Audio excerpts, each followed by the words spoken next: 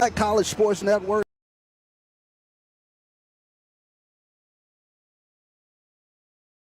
Black College Sports Network presentation of the 2025 Cactus Jack Classic. Charles Bishop and Brian Fulford on the call with you today. And we'll start things off the 11 o'clock game.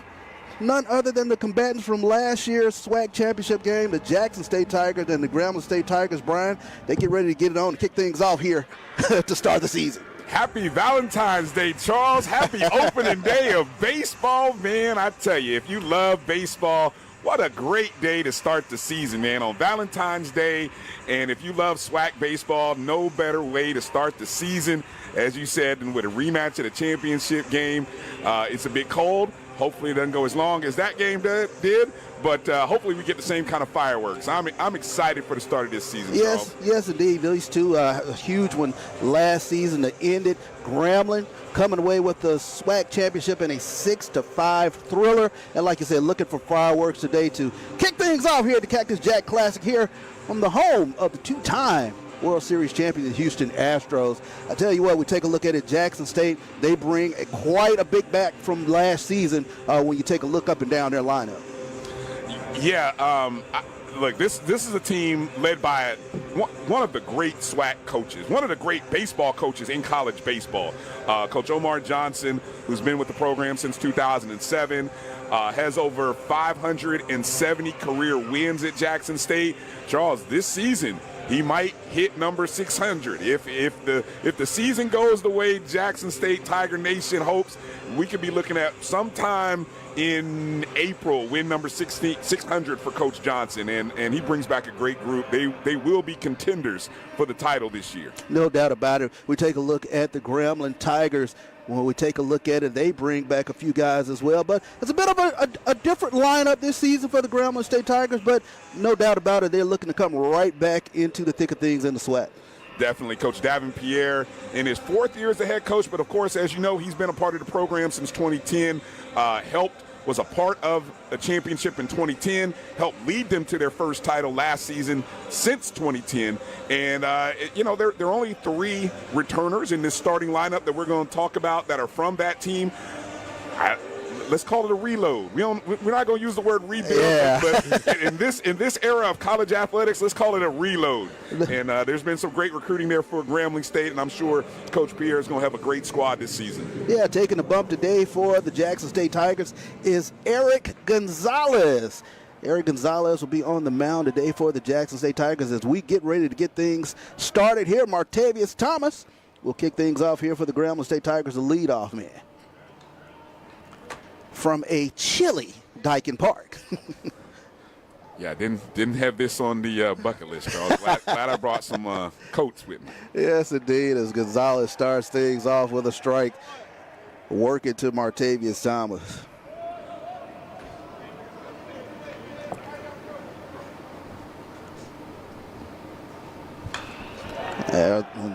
Foul back. Thomas, he has quite a few pitches in his arsenal there, Brian.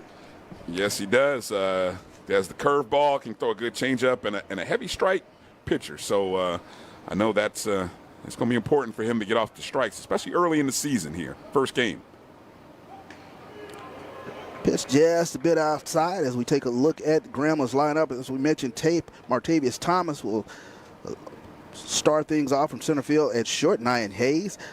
Trey Bridges is your left fielder. The DH is Shenard Brown today. Cameron Hill gets the start in right field for the G-men. Aries Gardner will be the first baseman as Thomas swings and misses for the first out of the game. That's what Coach Johnson wanted to see. He wanted to get off to a good start.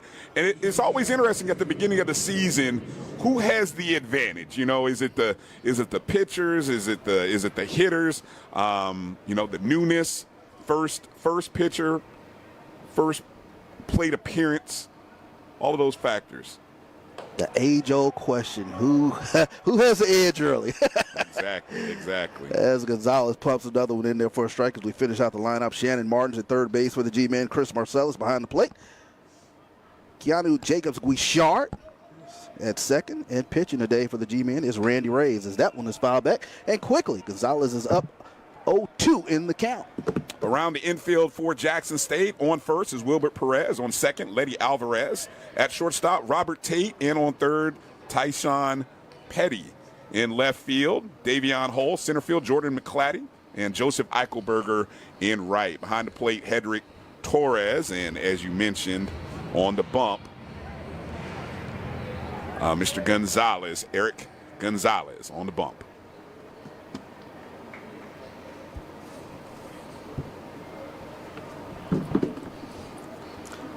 Hayes climbs back into the batter's box. He'll stare down his 0-2 pitch. And swing and a miss on a breaking pitch. And Gonzalez, he has it going early here for the Jackson State Tigers. I'm curious, when the weather conditions are this, as they are, and we're probably in the 50s. I'm being conservative here. I'm not a meteorologist today, but I'm always curious to see how long will it take for pitchers to warm up. And so it's a good start there for Gonzalez to strike out the first two batters. As Trey Bridges now climbs in for Grambling.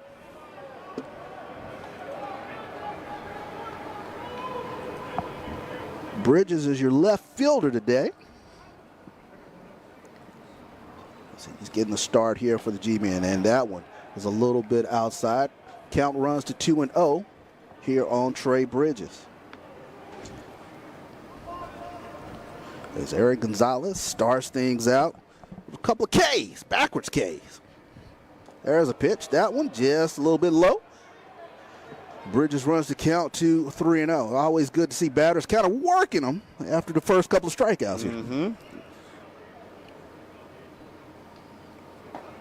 Gonzalez pumps that one in as he gets the strike on the 3-0 pitch. 3-1 now is the count to Trey Bridges.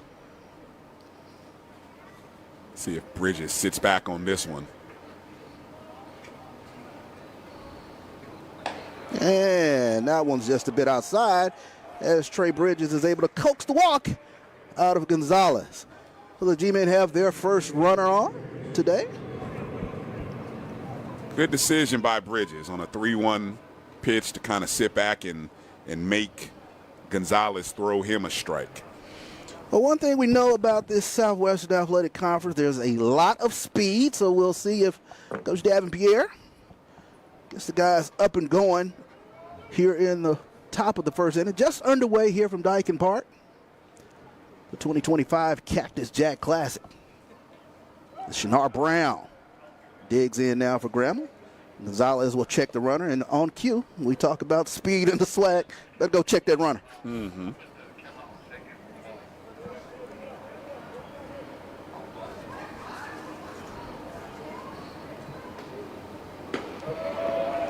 Fastball just misses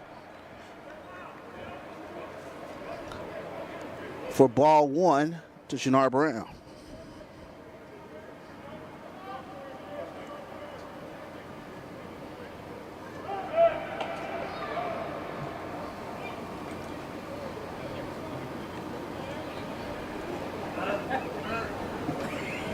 Bridges on first, a Jackson native, Jackson, Mississippi native. Got to be a little surreal probably every time he plays against Jackson State. And he's on the move. Can he get in? And he gets under the tag. Woo, that was close. Trey Bridges alertly taking off as the ball skipped away, or skipped in between that time. Hedrick Torres. Torres comes up firing, and he gets just under the tag. J-State thought they had him. Great job by Torres to scoop that ball and actually really make it a close call there for the second base umpire. So now runner in scoring position for the G-Men as the big 6'7" righty takes a look at that strike. Runs the count to 2-1. So Shinar Brown, 6'7", 220-pound grad student. It's a transfer from Louisiana Monroe from Apopka, Florida.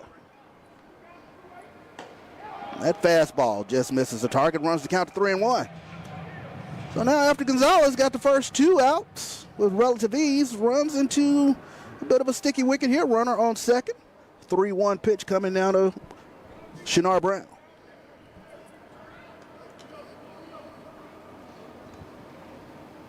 Swing and a miss. Runs the count full. Big cut there by Hill. Healthy cut. Yeah.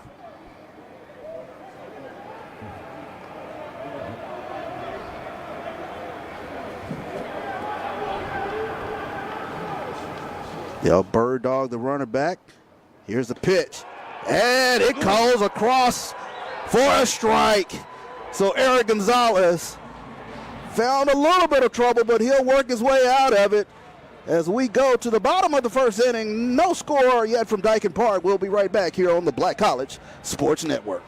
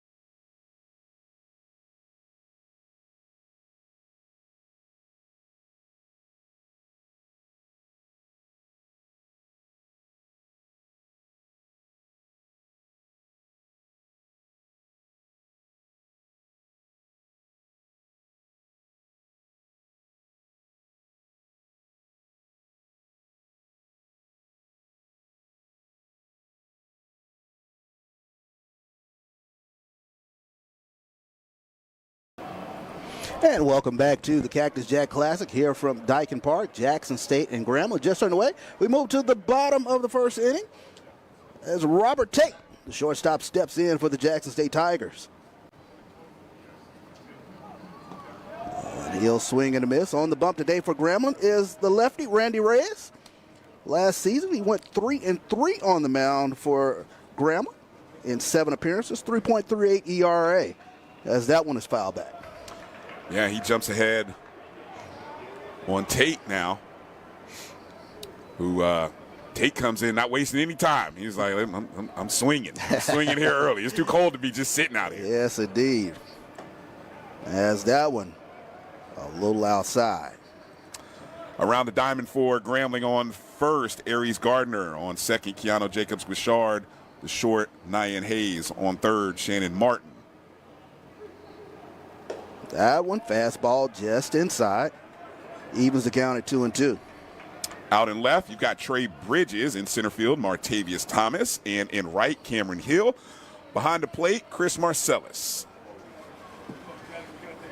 As that one bounces, did they say it's? I think it hit him. So they'll call him out at the plate. Oh, okay. So score that a strikeout there for Randy Reyes as he's able to get the leadoff hitter for Jackson State. 1 down here in the bottom of the first inning. Now stepping in is the very dangerous Jordan McClatty. He comes into this game the preseason player of the year in the SWAC. McClatty lays down a bunt, charging hard, throws, and it goes in and out of the glove, and McClatty is able to get on.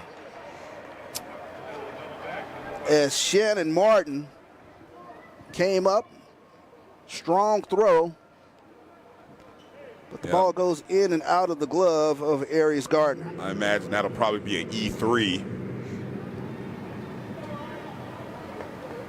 You know Jackson State, they will lay down those bunts. They call it, oh, my ball. Now stepping in for the Tigers is Joseph Eichelberger. Well, I love the fact that you send out the preseason player hitter of the year out there and drops a bunt his first at-bat of the season. I love that. I love that. Not sure anyone might have been expecting that, but good decision. And they will have to check McClatty over there. Quite a bit of speed for the Jackson State Tigers on first base.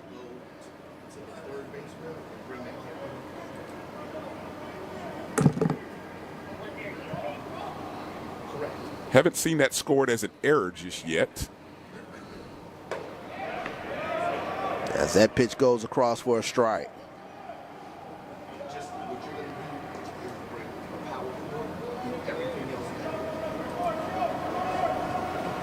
McClatty, healthy lead down there at first. They'll check him.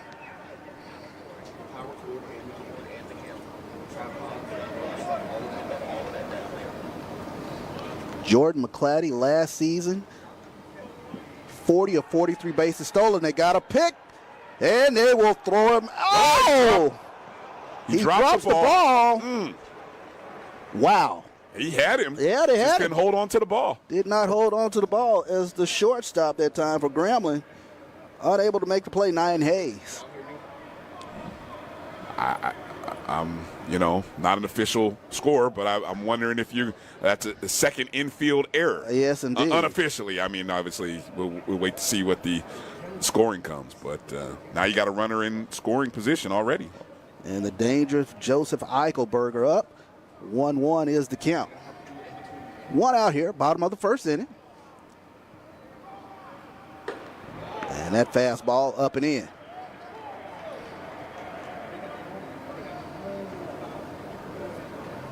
Joseph Eichelberger, he hit a gaudy 375 last season for the Jackson State Tigers. That one hit back up the middle. That was off the glove. Can he still make the play? And they'll say he's out. Nice job by Jacobs Bouchard to get that over, to really be able to field that one. Yes, indeed. And I got to wonder, with already having a pair of infield errors, mishaps, a little bit of extra pressure on fielding that and then getting it over to Gardner at first. But so Keanu Jacobs Bouchard makes the play, knocked it down, and was able to make the throw. And that one goes to the backstop. Here comes the runner. Can he get under the tag? Yes, he's safe. The ball right there. Wow. McClatty, aggressive, gets in under the tag, and Jackson State is on the board.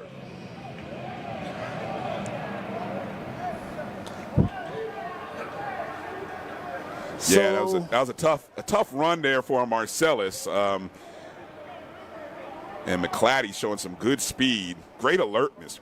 Way to be aware there on third. So Jordan McClatty, aggressive base running, gets in under the tag as that one bounced right back to the catcher.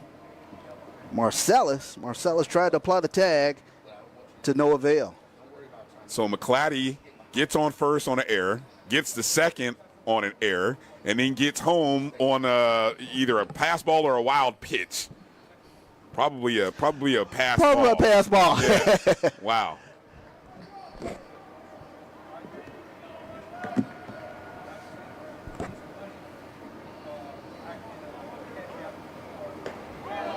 As that one down and away.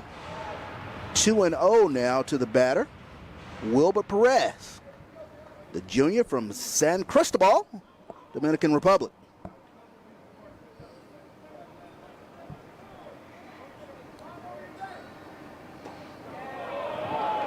And that pitch a little outside, runs the count to 3-0. So Jackson State already with a run in. A 3-0 pitch coming to Wilbert Perez. And Perez, he will get the walk. So base on ball now. to Wilbur Perez. So Jackson State has another runner on. 2 outs here. Run has already come across for the Tigers.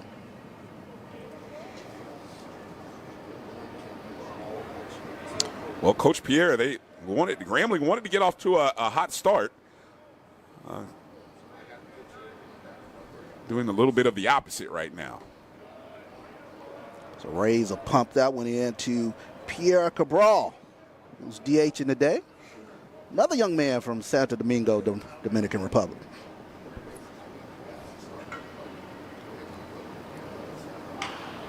That one's foul. Nice play down there by the first base coach for the Tigers.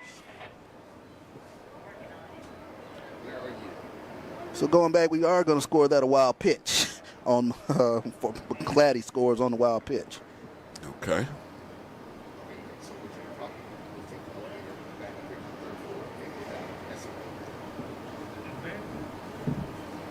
Healthy lead for Perez. Here's the pitch. Swing and a miss.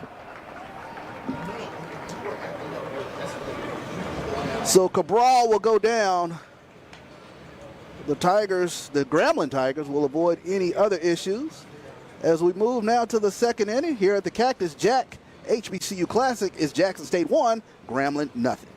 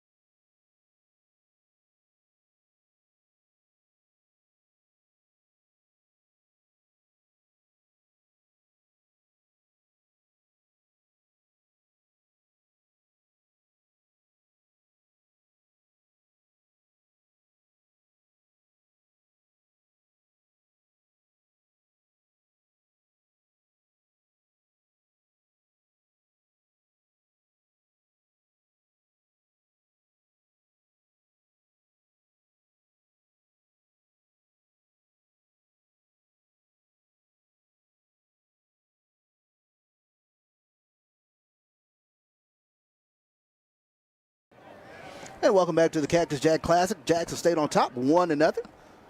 As we move now to the second inning. As Cameron Hill steps in for the Grambling State Tigers. They're really excited about this young man. Transfer from Hines Community College from Jackson, Mississippi. There's that curve by Gonzalez, one of his key pitches here.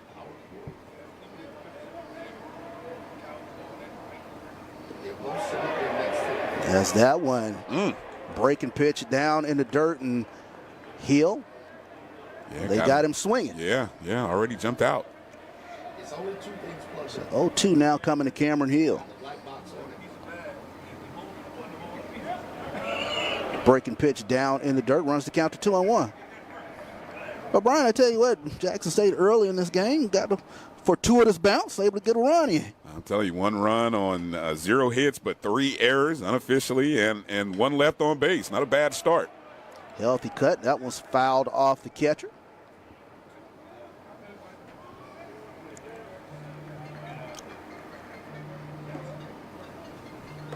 Grambling, a lot of new faces on this team, coming back from the 2024 SWAC Championship.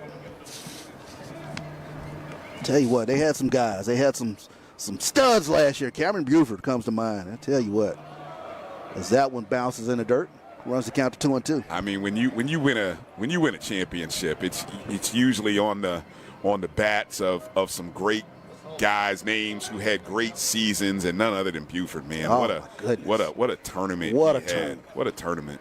Tiger Borum, those guys, they They really showed out last year for the G-Men. Is that fastball just off the corner? Gonzalez wanted it.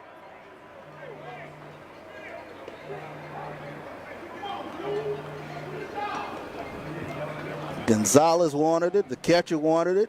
A couple of fans, they wanted it as well. Behind the plate said, nah. As that one hit in the hole. Short comes up fine, and they will make the play. Nice job that time as Robert Tate fires it over to Perez for the first out here in the second inning. Nice job by Tate. First assisted out of the game for Jackson State, of course, after Gonzalez struck out the side in the last inning. So now stepping in is Aries Gardner, big grad transfer from Detroit, Michigan. He'll foul that first pitch off.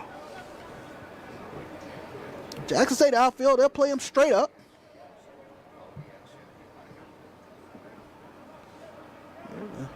Cactus Jack Classic. Always some great baseball play to start the season as that pitch goes just a little inside for ball one. Gardner, 6'4", 222, a redshirt senior. Looks every bit the part. Yes, indeed. That one's hit. Giving chase is Perez. And he'll make the play in foul territory for out number 2. So a little jam job as they're able to get Aries Gardner out for out number 2 here for Jackson State. So Eric Gonzalez early in this game, willing and dealing for the J-State Tigers.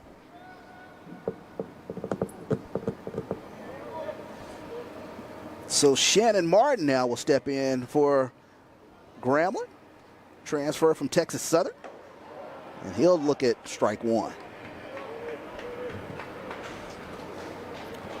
Shannon Martin from New Orleans, coming back to play in this home state, Grambling State Tigers, as the count runs to 1-1. Really impressed by what I'm seeing from Gonzalez here. His command right now, really good. Breaking pitch down in the dirt. And you got to imagine day one, game one. Got to get through the nerves in the first few innings. But this is, you got to believe this is your ace. This is probably your top guy, or at least early on in the season. Breaking pitch outside. Count runs to 3-1.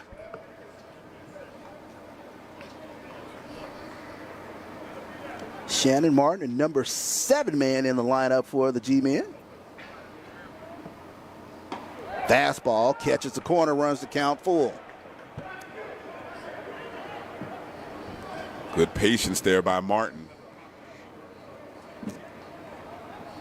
3-2 pitch coming. As that one skips in the dirt, so that'll be a walk to Shannon Martin. So now the Grambling Tigers, they get a runner on first. Second walk of the day by Gonzalez. So now the catcher will step in now for the Grambling Tigers, Chris Marsalis, a junior from Rowlett, Texas. Swing and a miss, and they'll fire it down to first. And Martin gets in under the tag. Wow, if Torres is able to throw that ball to the inside, or I guess to the left of first base, he's out. I tell you what, Martin is out. That was impressive as Torres popped it down there to first. Not able to get the tag down.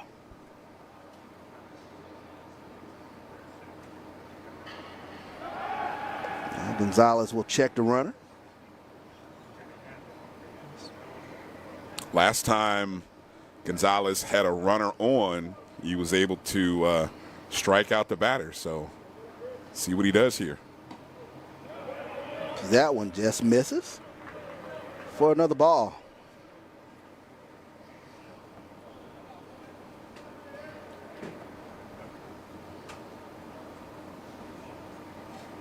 Martin almost had him leaning as he took a little shuffle step down a second. He'll get back in under the tag. Always love the cat and mouse with the runner on, and especially on a day like this when it's a little cold. Yes, indeed. Make that runner have to stretch and stay alert. Gotta keep the runner on his toes down there. Yes, indeed. 2-1 is the count now to Marcellus. They'll check him again down there, and he gets in. Perez thought he had him. I'll tell you what, Hedrick Torres, he's not afraid. No. And it helps that, the hitter's a right-handed hitter, so it leaves that right side wide open. So as soon as that ball hits the glove, he's able to fire it over to first base, too. Absolutely. Another ball, and that runs the count full. 3-2 now coming to Chris Marcellus.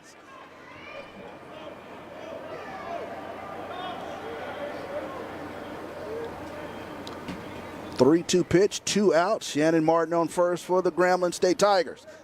He takes off. Curveball. Got him. Comes right across the plate. And Eric Gonzalez putting in work for the J-State Tigers. Got him again. Second time he's cleaned up with a man on. So we move now to the bottom of the second inning. It is Jackson State 1. Grambling State not yet on the board here from the Cactus Jack Classic.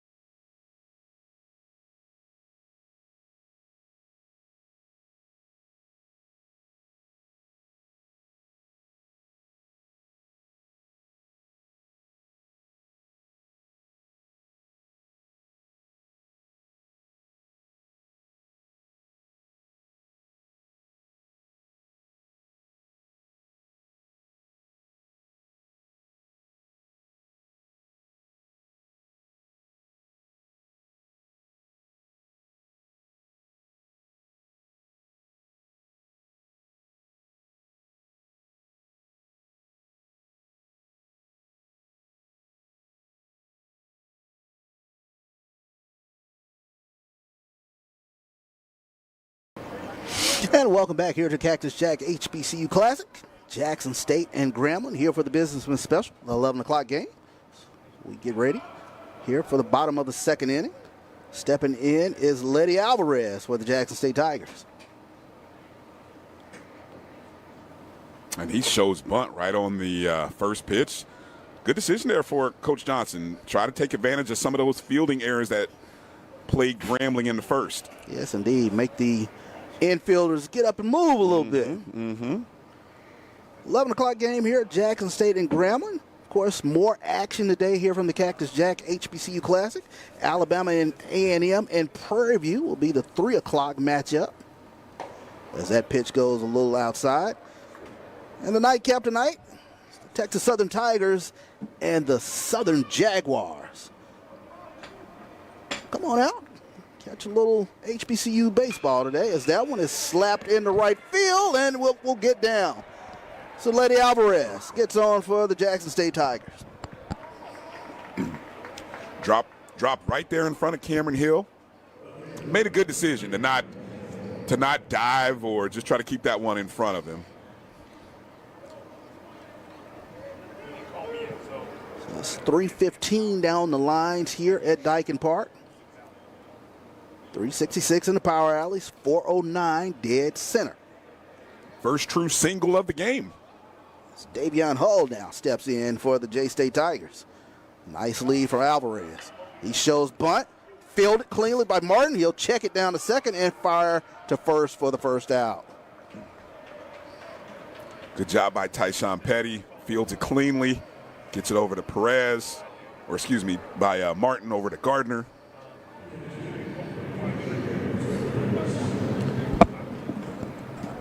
So Shannon Martin working the hot corner down there for the Grambling State Tigers, makes the play. Now stepping in is Hedrick Torres. Catcher with a live arm, as we saw it there in that previous inning. Yeah. That one skips in for a ball.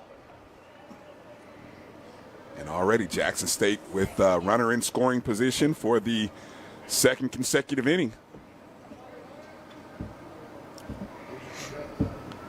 Let's see what Coach Johnson has up his sleeve here with this batter as Hedrick Torres swings and misses.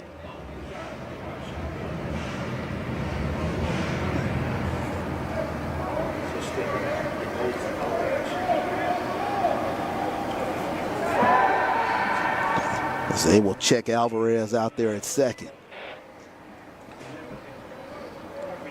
Yeah, keep the man on second base. Keep him on his toes a little bit. Don't let him get too comfortable back there. They say it kind of wakes up your second baseman and shortstop, too. Rays. Torres shows bunt, and he'll lay it down. Martin charging, fires!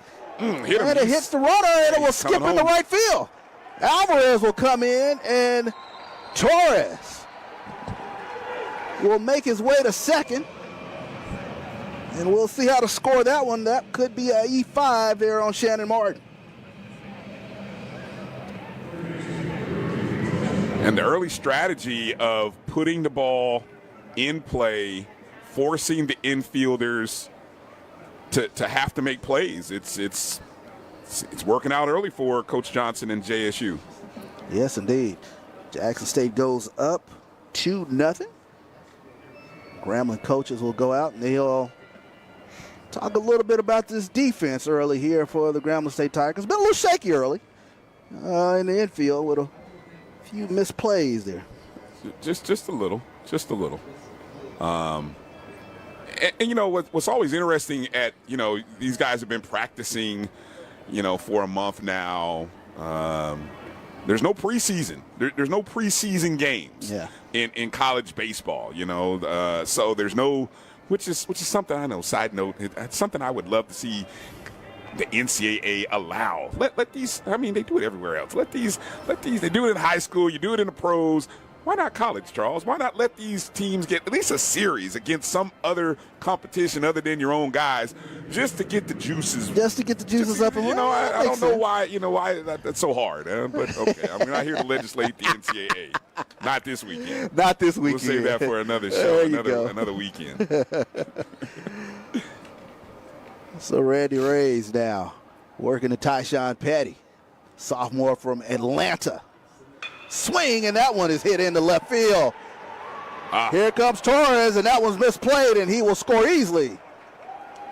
Misplayed by Bridges out in left, and might be another error on the Grambling State board.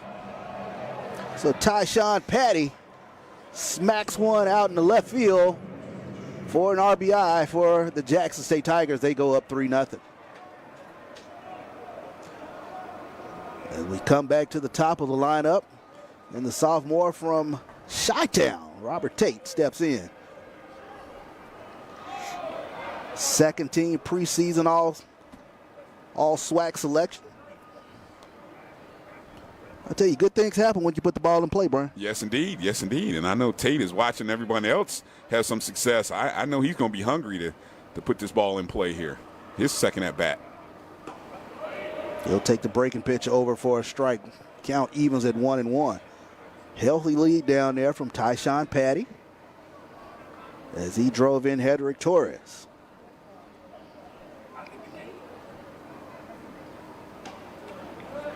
And that one just a bit outside.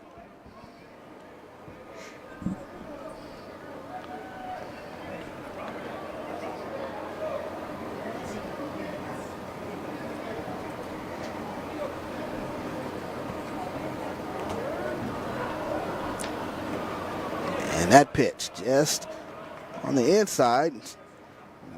Scrape a little dirt down there. Runs the count to 3-1. So Patty's at-bat was ruled a single.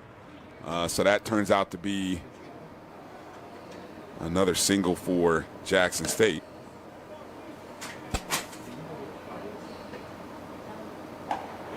And that fastball just off the corner. So now Jackson State with runners at first and second.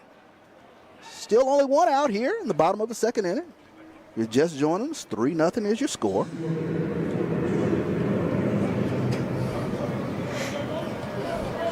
And now Jordan McClatty steps in.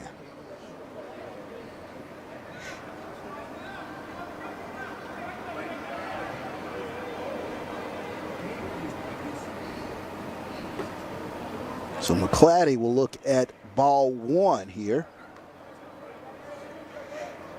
Rays running into little issues here in the bottom of the second. Great double play opportunity though. With one out, can get out of this with a double play here. Healthy cut as that one is foul back. Yeah, any direction you want to go with this. Third to second, second to first. Be a great opportunity here for Grambling State to get out of this inning. McClatty hit .364 last year for the Tigers. That one is foul back.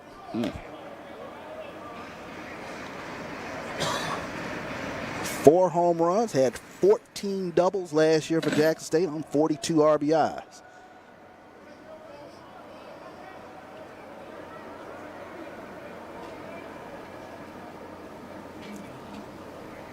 Lefty v. lefty matchup here. Rays 2 strikes here on McClatty.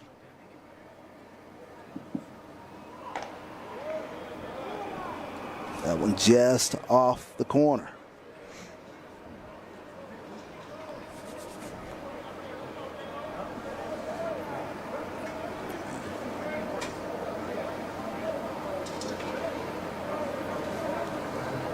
Here's the pitch. That one's a little high. And recalibrate my scoring here as I see on the scoreboard. McClatty's first at bat ruled a single instead of an E3. So McClatty already a base hit in this game. Here's the pitch. And that one inside, and now the bases are loaded here as Joseph Eichelberger gets ready to step in for the J-State Tigers. Consecutive walks by Reyes. And I got to imagine, first game out, Coach Pierre wants to see Reyes get a certain number of pitches or innings in before he starts going to the bullpen. But there is some activity going on in that Grambling State dugout, so. Fastball up and in. Oh, yeah, there goes the time for the battery goes to work. The battery. Okay, guys, let's go wake up. All right, relief pitchers and catchers, let's go. So Eichelberger is an RBI machine, 53 RBIs last season for the Jackson State Tigers. Breaking pitch outside. Rays having issues finding the strike zone right now. And you said, talking to the Grambling coaches, they said they needed to get off to a hot start. It hasn't been the case thus far. No, not at all. Not at all. They needed strikes. Haven't got it just yet. Swing and a miss. And notice, Charles, one thing as we saw the catchers and relief pitchers, the bullpen is in left center for the visiting team, so they had to run from the dugout all the way around to get there. Count now moves to 3-1 here on Eichelberger. Like you say, they got up en masse from the dugout. We saw him stirring, and it's like, all right, guys, let's go. Let's go. Come on. Sprinting to the bullpen. It's a big pitch here for Rays, working to Eichelberger. Swing, and he fouls that one back. So 3-2 pitch coming now to the dangerous Joseph Eichelberger. Still only one out here in the inning. See, Eichelberger a little disgusted with himself on that one. He wanted that one.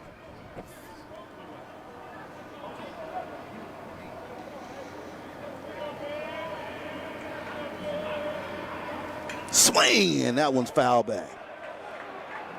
Tell you what, Eichelberger's not going to miss out on any cuts. No, not indeed. You're going to have to throw him a good pitch. Yes, indeed.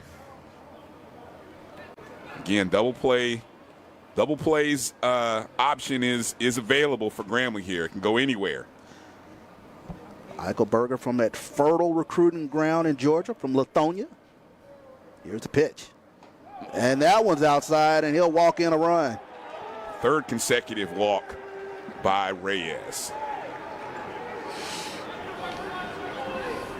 So we'll see what the Grambling Brain Trust wants to do here in the bottom of the second inning as another run comes across. Jackson State now up 4-0.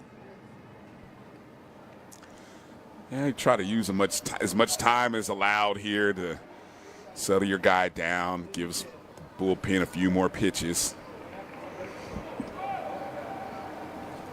So Jackson State has plated 3 this inning. And the bases are still loaded with 1 out. As the big righty, the first baseman, steps in, Wilbur Perez for J-State. Fastball up and in, ball 1.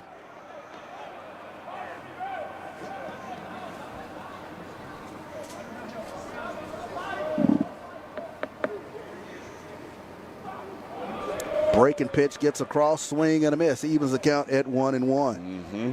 Nice pitch. Yeah, nice pitch. Get him a little off-speed action here. And there's another breaking pitch, gets in under the bat. 1-2 now as Rays find a little bit of juice here with Wilbur Perez here at bat. Finally got ahead of the hitter here. Chopper back up the middle. 1, 2. And a nice play. 6-3 unassisted as Nyan Hayes turns the double play and gets the Grambling State Tigers out of the inning. But not before Jackson State plays 3 in the inning. We move now to the third. 4-0 is your score here from the Cactus Jack HBCU Classic.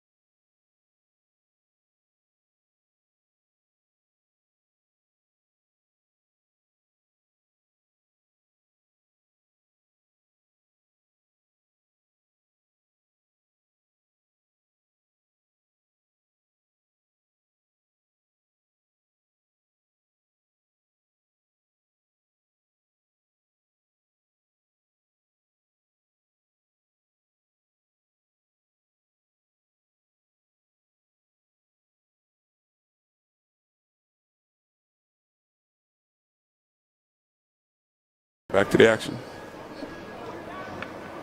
Welcome back here to the Cactus Jack HBCU Classic. Here in the top of the third inning, as Wilbur Perez hit into the 6-3 unassisted double play to get the Grambling State Tigers out of a jam, out of a sticky wicket. But thus far, it's been all Jackson State, Brian. Yes, it has. Grambling wants to, they wanted to get out to a good start. There's a good cut, foul ball. Yeah, Grambling wanted to get off to a good start. Try to be explosive on offense. And they're about as cold as me right now up here. So, let's see if they can warm up here in the third. Yeah, unseasonably chilly day here in Houston. Still a little chilly here in Dyken Park. There's Keanu Jacobs Guichard. This is the Grambling Tiger back, young man from Phillipsburg, St. Martin. Good couple of first cuts by Jacobs Guichard.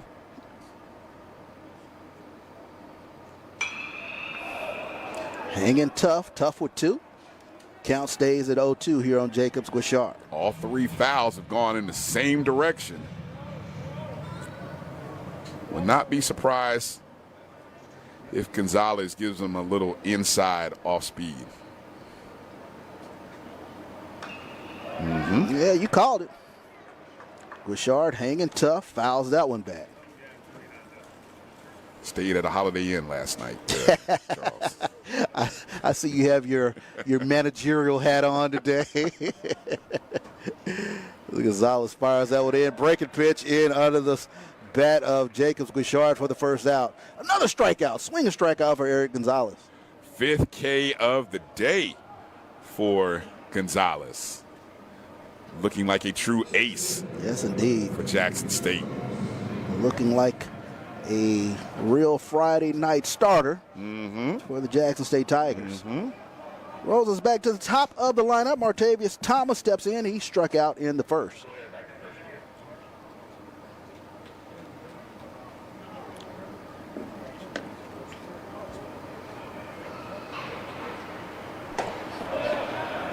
Fastball just inside. Tell you what, you got to own the inside part of the plate, and Gonzalez is doing that early in this game. Yeah, you do. And I know Grambling State is hoping that Thomas can really get them off to a great start here. That was the hope in the first inning. Maybe he can do it here in the third.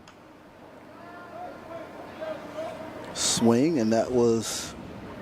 kind of caught the catcher there off the foul. Yeah. Ouch. Cup check. Yeah. Mitch, cup check. Hopefully. Yes, indeed. 4-0 if you're just joining us here. Opening game here of the Cactus Jack HBCU Classic here in Houston, Dyken Park.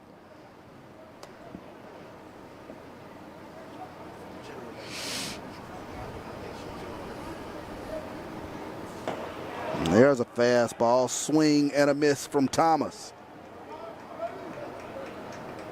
It's a great event put together by the Astros Foundation, the Houston Astros Foundation here. That one is fouled back. As I was listening to the news this morning, the Astros are in Florida, obviously, for spring training, as spring training is kicking off for Major League Baseball teams, just in case you didn't know. And so the ballpark, this beautiful ballpark, is wide open and available. Yes, indeed.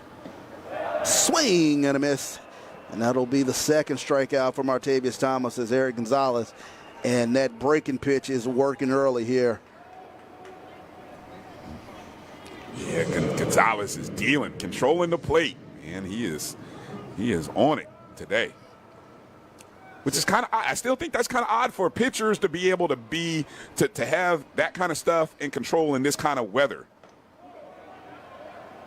Yeah, because he doesn't seem to be affected whatsoever. No, not affected at all. Nyan Hayes is your batter now for Grambling.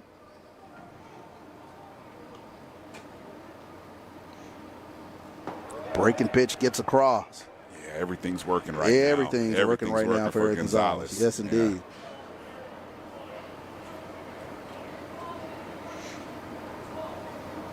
Yeah. Fastball just off the outside corner. So 2-1 now is the count. I wonder at some point if Grambling's strategy will change here. Maybe try to put the ball on the ground. Maybe a little bunt action here. Just a thought. See if you can get the Jackson State defense on their toes. Swing and a miss. Evens the count at 2-2. Deuces Wild on the scoreboard. 2 balls, 2 strikes, and 2 outs. Our first Deuces Wild of the season. Yes, indeed. And that one is popped up. Wilbur Perez will give chase, but it will go foul. Heads up. All right. We used to call that a snow cone ball. Yeah, you folks sitting in the 5th, 6th row, ducking out of the way of it. You better put a glove up. Put your hands up, Put exactly. a glove up. Yeah, I know it's cold out here, but put a glove up or a hand or something. Protect your heads. Weather in the 50s today here in Houston. Burr. Fastball just off the corner, runs the count full. And I was told it's going to warm up into the 80s tomorrow, Charles. I don't know. You mean golf weather? Oh. I know someone's excited about that. Breaking pitch. Wow. Nasty. Uncle Charlie gets over for the strikeout. Man. Watch the As replay. Eric Gonzalez is dealing. As you see the bender come in, frozen. Yeah. It's like, man, really? So we move to the bottom of the 3rd. Jackson State on top 4-0 here from the Cactus Jack HBCU Classic.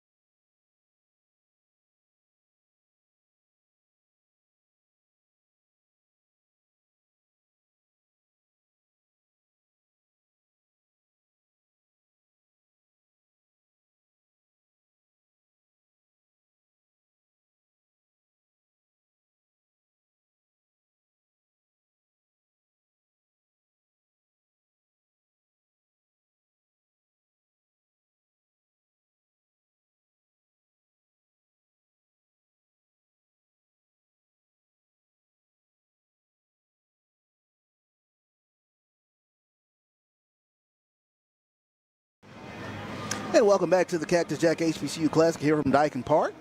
Jackson State on top of Grambling 4-0. As we move now to the bottom of the 3rd inning. It'll be Cabral, Alvarez, and Hull here for the J-State Tigers. Cabral 0 for 1 thus far. And he'll take a look at ball 1. A lot of great things the Astros Foundation doing here. Of course, the sponsor here of the Cactus Jack. A number of tremendous programs that they have going on here in the city of Houston during the course of the year. As that pitch just a little high goes, count runs to 3-0 here on Cabral.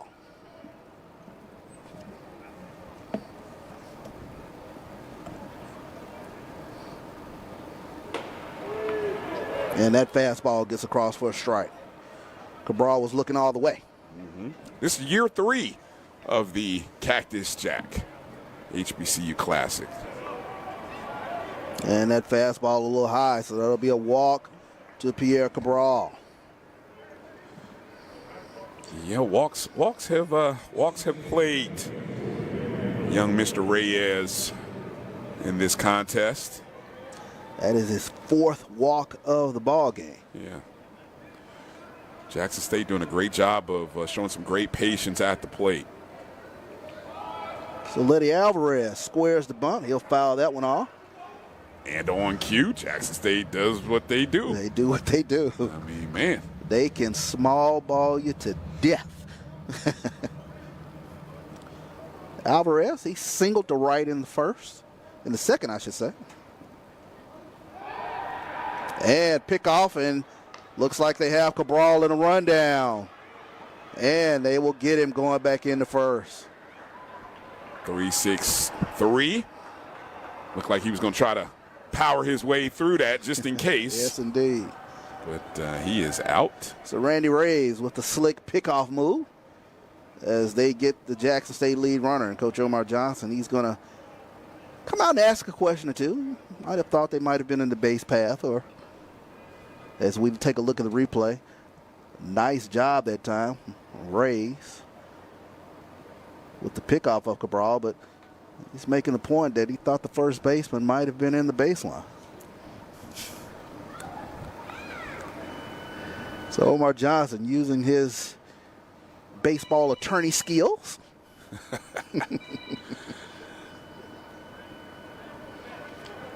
But Graham was able to get the first out of the inning on the pickoff of Pierre Cabral.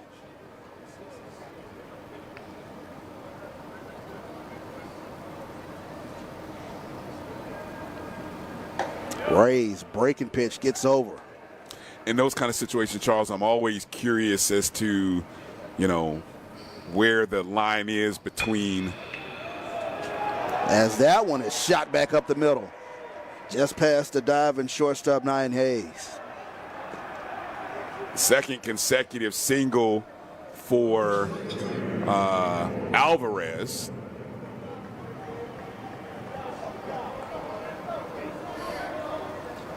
So now Davion Hall will step in now for the Jackson State Tigers. But where I was going with my thought is, where is the line between what I'm always fascinated with where the line is between what you're allowed to do as the first baseman versus that line. It's, I don't know. Well, I guess the question always is, was it egregious? Did you? Right, yeah. I mean, because the first baseman, obviously, you can sit back and wait. Yeah. But why wait? I mean, Gardner went out a little bit off the base pass to go meet the ball and place the tag. Had he waited and sat back at first base, you run the risk of potentially what? The runner sliding underneath the tag, Hall swing and miss. Count now goes to 0-2 on the senior from Grenada, Mississippi. They play good baseball up there in North Mississippi. Alvarez, healthy lead. Chopper. And it gets under the glove.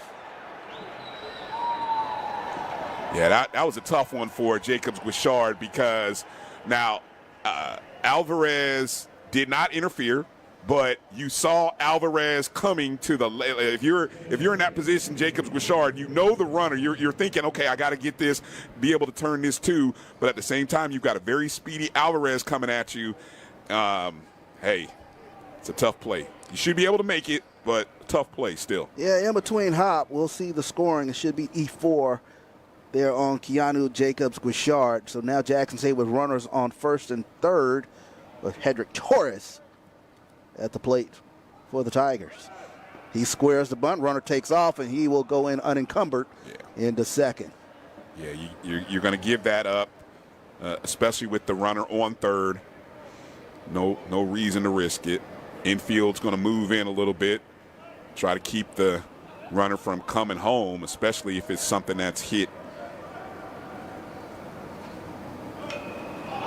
Torres squares the bunt again, fouls that off, and the count runs to 1-1.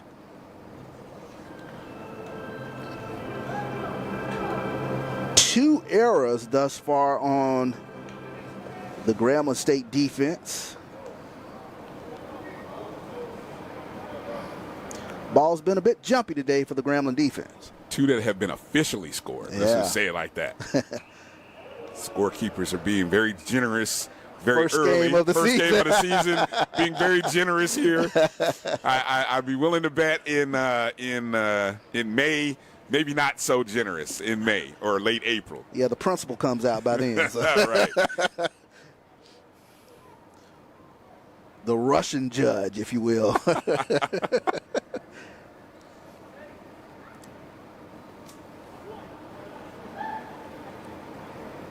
So 1-2 pitch coming here to Hedrick Torres. Runners on second and third for the Blue Bengals. That one just inside, runs the count to 2-2. See, folks, that's how you know we're working with a true born Tiger. He just threw a nickname out there that I'm not familiar with, but you folks in the SWAC or you Jackson State fans, I know you got the reference there. And a swing and a miss there from Hedrick Torres, as the Grambling State Tigers are able to record the second out of the inning. So now Tyshawn Patty will step in for Jackson State. Patty able to get a single back in the last inning. That one chopped back up the middle. Guichard comes up and makes a play, and it will score that one 4-3. So Keanu Jacobs Guichard rights the wrong of the earlier inning as Grambling is able to get out of the inning. We move now to the top of the fourth. Jackson State on top, 4-0 here from the Cactus Jack HBCU Classic.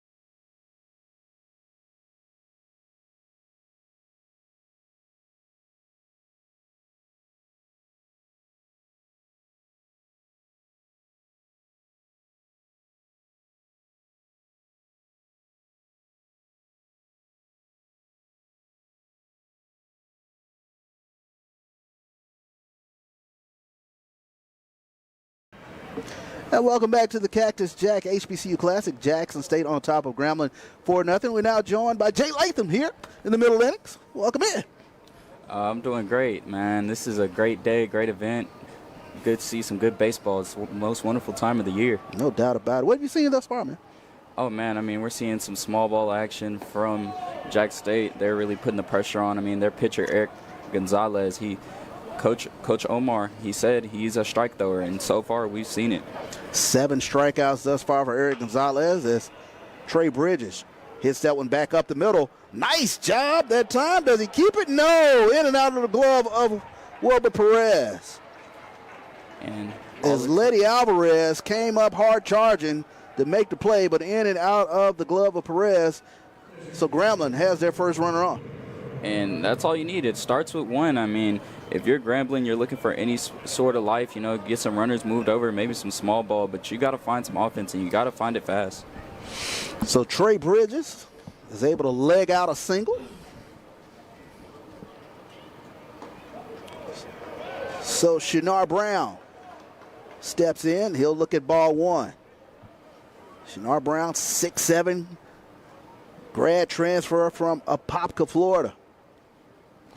He's a big, tall guy. Stands at the very back of the box. Gives him some room to stride with a big hack there. Yes, indeed. Evens accounted 1-1 on the swing and a miss. Like you said, it all starts with one. Trey Bridges on for the Grambling Tigers. Another big, healthy cut. Gonzalez, he's dealing.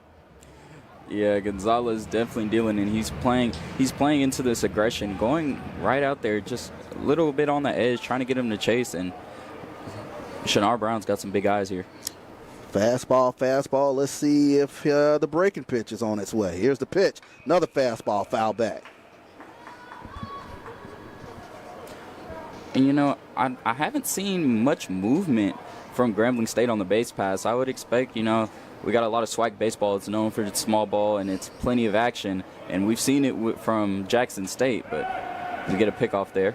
Absolutely. One thing you know about this conference are from 1 through 9, guys are going to be on the move. Most definitely. I mean, a catcher, you got to have a good one to be in this conference. Yes, indeed. And we've seen Hedrick Torres with a couple of snap throws down the first, almost picking runners off. Here's the pitch. Breaking pitch just off the outside for a ball. And, I mean, Gonzalez in this at-bat has really been targeting that outer half of the plate. He's trying to expand the the batter's eyes here. And let's see if he can maybe potentially bust them in. Conservative lead down at first. That one smacked into left field. So nice at bat that time from Shannar Brown, as he's able to smack that into left field. So now Grambling with runners on first and second, and Cameron Hill steps in for the G-Men. And like we said, it always starts with one. I mean, this game's a game of momentum, and if you can just get it rolling on your side, J-State put up 3 in the inning, so they could be right back in this inning if they match that type of energy. So Cameron Hill, the junior from Jackson, Mississippi, facing the hometown club as he looks at strike one. You really like Hill. He has some pop in his bat. Oh, definitely. I mean, this is a team that they're going to swing it, and they're going to have to swing it when they're chasing 4 here. They'll look at strike two. Another fastball pumped across from Gonzalez. One thing we're seeing from Gonzalez here, which is good to see, after you get some contact there, is that he's not afraid. He's going back in there. He's throwing pitches in the zone, and he's challenging the hitters.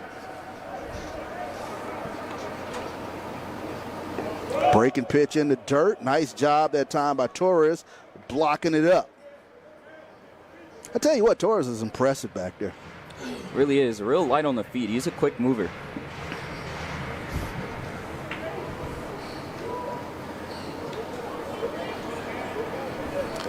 Tate and Alvarez, they'll bird dog the runner back there at second. Here's the pitch. Fastball, catches the corner, strike 3. And that was a good frame right there by Torres. We keep talking about him, man. That glove snapped right there. He turned that wrist right back over the plate. And it was a close pitch, but that catcher right there, that makes it an even easier call on the umpire. So great job by Eric Gonzalez fighting back, getting a strikeout. Now stepping in is Aries Gardner. Gardner, check swing as that one bounces in the dirt for ball 1. And this is a huge at bat for them. I mean, sometimes we got to play a little bit of selfless ball. You got to put something on the ground or deep in the air. We got to move some runners over in a scoring position if you're looking at Grambling. Fastball catches the plate again. Count runs to 1-1 here to Aries Gardner. So you've seen Gonzalez. He's featured the fastball. He'll throw that breaking pitch. What are you looking for here, Jay? I mean, he's been confident with the fastball. He's been attacking middle out. So I think if I'm the batter, left-handed batter here, I'm looking to potentially go the other way. But you do have runners on first and second. So if you hit it to right field, it does give a chance for your runners to move a little bit more. Fastball a little outside. But Jackson State defense, the outfield, they play him straight up. Yeah, once again, I mean, Gonzalez is really just focused on attacking and dominating that outer half of the plate. So if you're a left-handed batter here, you got to think to go the other way. Healthy cutting. Gonzalez pumps that fastball past him. Count runs to 2-2. And if you're Gonzalez, I mean, you can really play with your off speeds here because you've shown some good time here.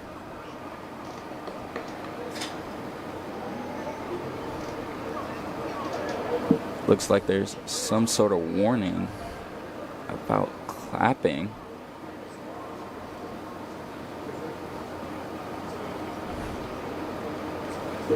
That's very interesting. This Coach Omar Johnson, he's going to go out and get an explanation there.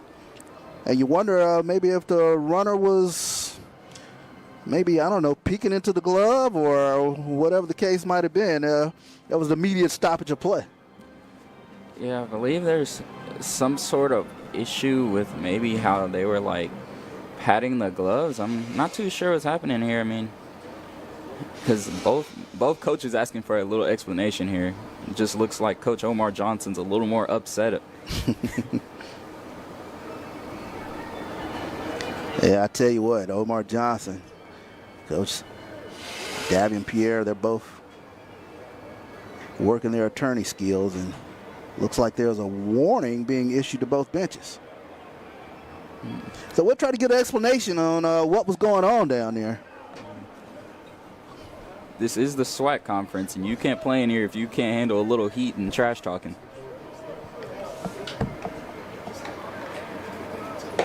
And fastball. Pumps it right past Gardner for out number 2. So Eric Gonzalez doing a tremendous job bouncing back after getting a couple runners on here in this inning. That's strikeout number 9 for Gonzalez. I mean, we're talking absolute dominance from the hill.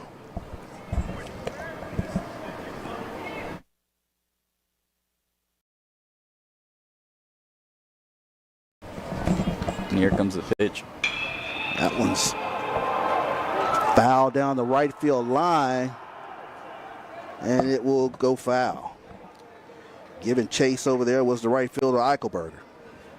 Ball did a little tight-roping act, and Martin says hello to the Prairie View Panthers, who are over there watching, getting ready for their next game after this.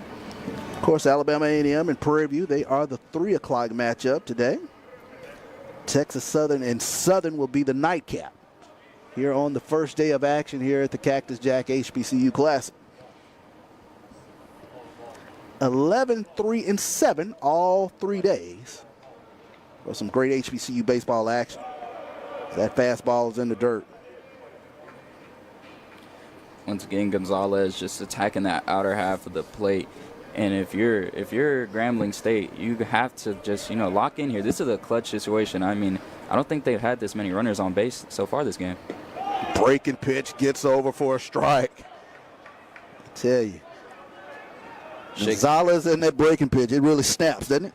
It quite does. It broke him off right there, and he shakes his head wishing he could get that one back. Shannon Martin looking at a 1-2 count. Transfer from Texas Southern. Fastball. And that one slapped in the right field. Eichelberger comes up. Here's the throw to third. And he gets in under the tag. The ball skips away. Runner heading home. Throw home. They're waiting on him. They'll make the tag for the final out here in the inning. And he was chugging, but he couldn't get those wheels turning fast enough as that ball bounced right off the dugout net and right back to the third baseman. So a little bit of action here for the Grambling State Tigers, as Joseph Eichelberger came firing into third base. Ball got away.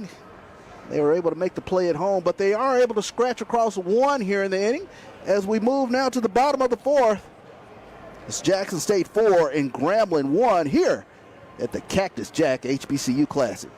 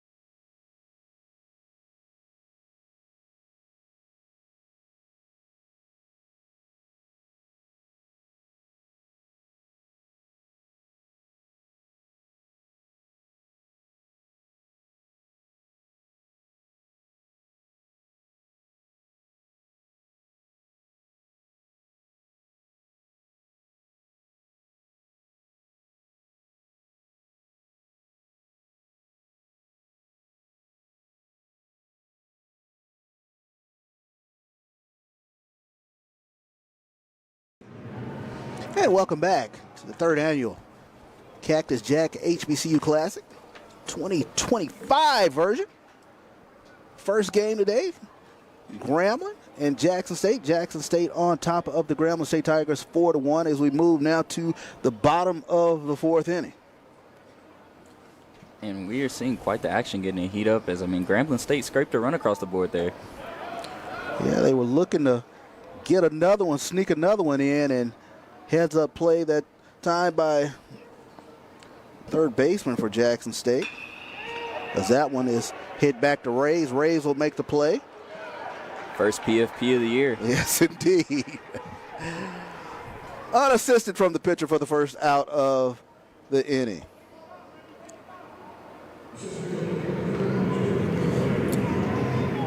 Referencing that play in the previous inning, Tyshawn Patty did a great job of playing the carom and making the easy throw to home for the out. So now Jordan McClatty steps in. He's been on base. He's been on base 2 times in his last 2 at-bats with a bunt and a walk. Had a single in the first, walked back in the second. And he's got some good speed. He's got some good speed as a center fielder. He can pose a real threat if he consistently gets on base. Yeah, you mentioned good speed. He was 40 of 43 stolen bases last year for the Tigers as he fouls that one back.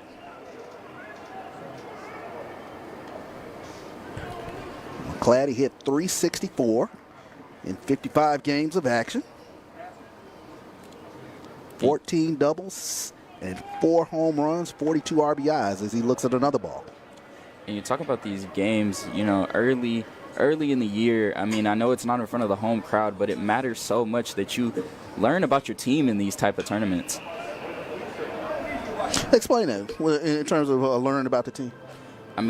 Yeah, you guys practice year-round. You got fall ball. You're competing against each other. You're going at it, but there's nothing like playing an opponent who knows nothing about you, and y'all really get to go at it in a competitive setting in a major league ballpark. Yeah. It really does test the competitive spirit, if you will. It's a real difference between, as my high school coach used to say, a 3 o'clock hitter and a 5 o'clock hitter. No doubt, as McClatty takes a look at another ball from Rays.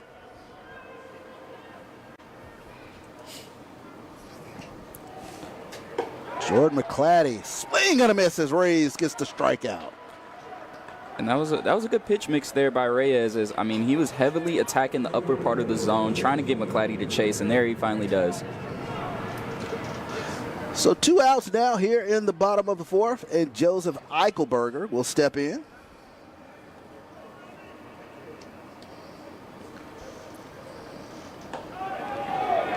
He'll take a look at a strike. It's a real patient approach. I wouldn't be too mad if I'm Coach Johnson at that. Eichelberger was voted preseason All SWAC first team. Tremendous year last year for the Tigers. Hit .375. As that one's hit to the shortstop. He comes up firing and makes the play. So nice job that time from Nyan Hayes, and the Grambling Tigers get out of the inning without a scratch. As we move to the top of the fifth, it's Jackson State 4 and Grambling 1 here from the Cactus Jack HBCU Classic.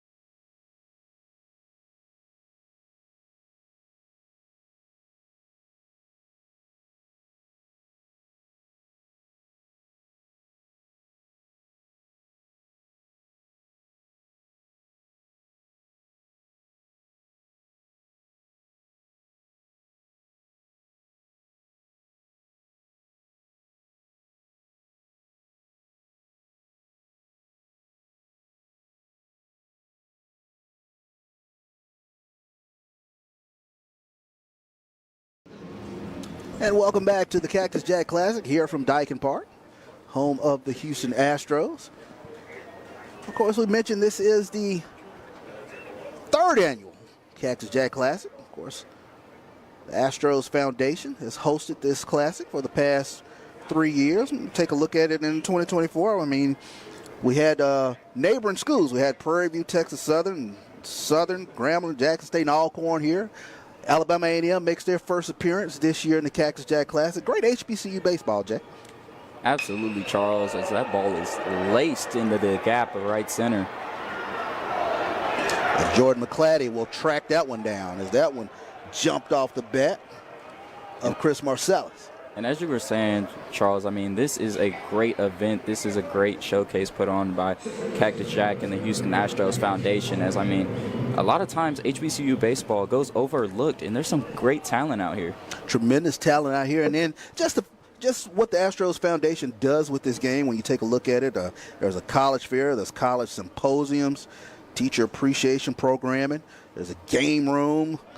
Just a lot of great events surrounding the Cactus Jack Classic, the gospel breakfast, university presidents have an engagement opportunity. They've done a tremendous job in promoting this game. As that one is smoked into left center, and that one will get down for a base hit from Keanu Jacobs-Guichard. So Jacobs-Guichard with a base hit for the Grambling Tigers. Yeah, and I think they're starting to figure it out here. I think they're starting to understand that this bottom half of the lineup, as they know that Gonzalez was going to attack the plate, and they got to go in there thinking to go the opposite way, because that's what he's been targeting, is that outer half of the plate. No doubt about it. We'll see if the Grambling Tigers can get on track this inning. As Eric Gonzalez, he's gone 4 1/3 thus far. 9 strikeouts already in this ball game. As we go back to the top of the order, Martavius Thomas for the Grambling Tigers. He'll look at a breaking pitch just on the inside. And there's a small lead on first base, not looking to really move too much. Staying real close, as base paths have been active today, though. As they'll chase Jacobs-Guichard back to first. Martavius Thomas, he's a sophomore from Camden, Arkansas. Swing and a miss. And it appears the center fielder there for Jackson State is backed up a little as the outfielders begin to get a little active with these first 2 batters of the inning. Martavius Thomas, he hit .279 last year for the G-Men.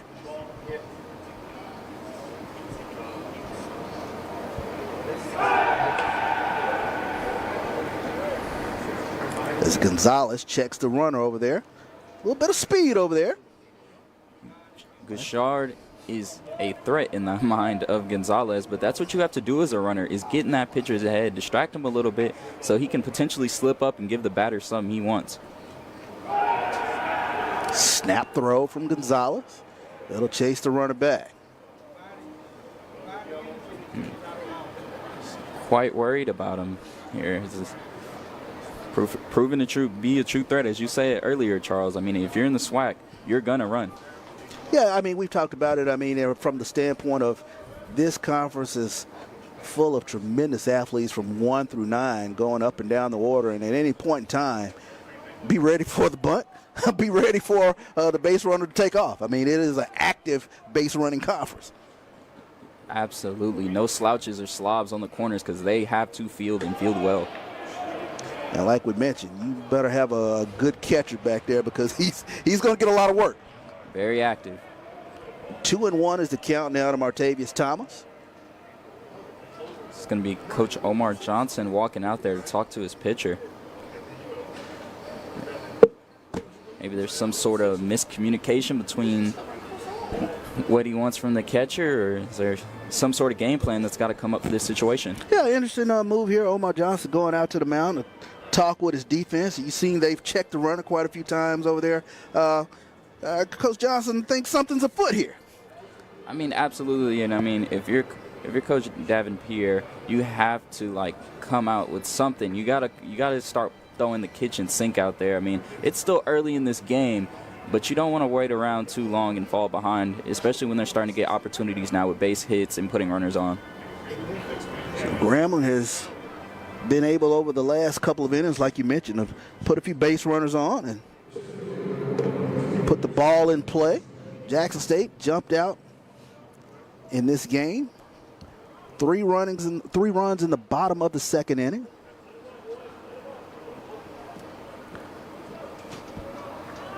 Here's the pitch. That one hit back up the middle. It'll get down. As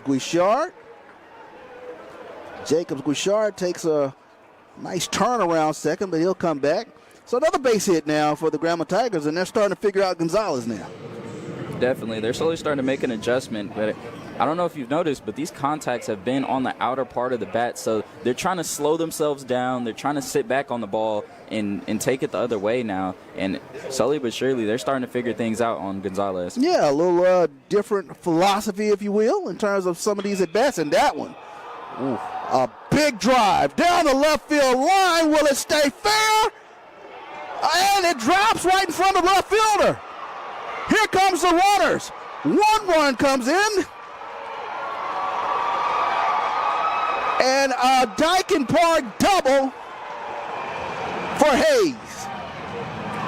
And shout out to that short left field porch in the Crawford boxes, as right there, that ball is crushed on a moonshot.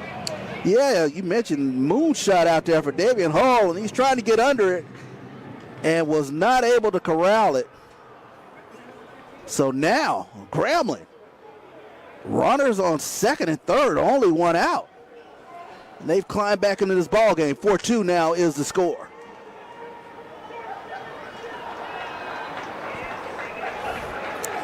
So now Coach Omar Johnson, he had the bullpen up and stirring. And throughout this tournament's history, we've seen a lot of players unfamiliar with that territory of left field. This is not their home field, so at times the Crawford boxes does pose an issue with guys knowing how to play the ball off the wall. So it does look as though Jackson State will make a move to the pen as the Grambling State Tigers. They figured out Eric Gonzalez here in the 5th inning.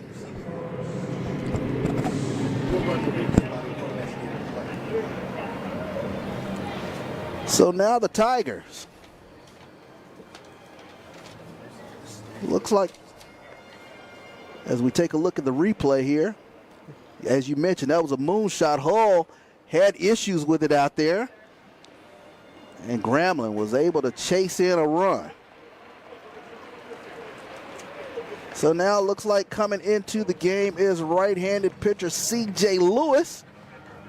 Young man's a transfer from Bloomington, Illinois, from Toledo University. 6'2", 205, coming in for the Tigers.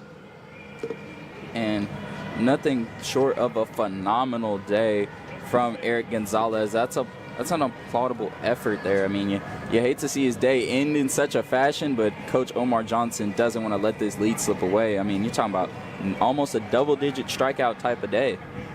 So we'll take a quick break as Lewis warms up for the Tigers. 4-2 is your score. Jackson State on top of Grambling here from the Cactus Jack HBCU Classic.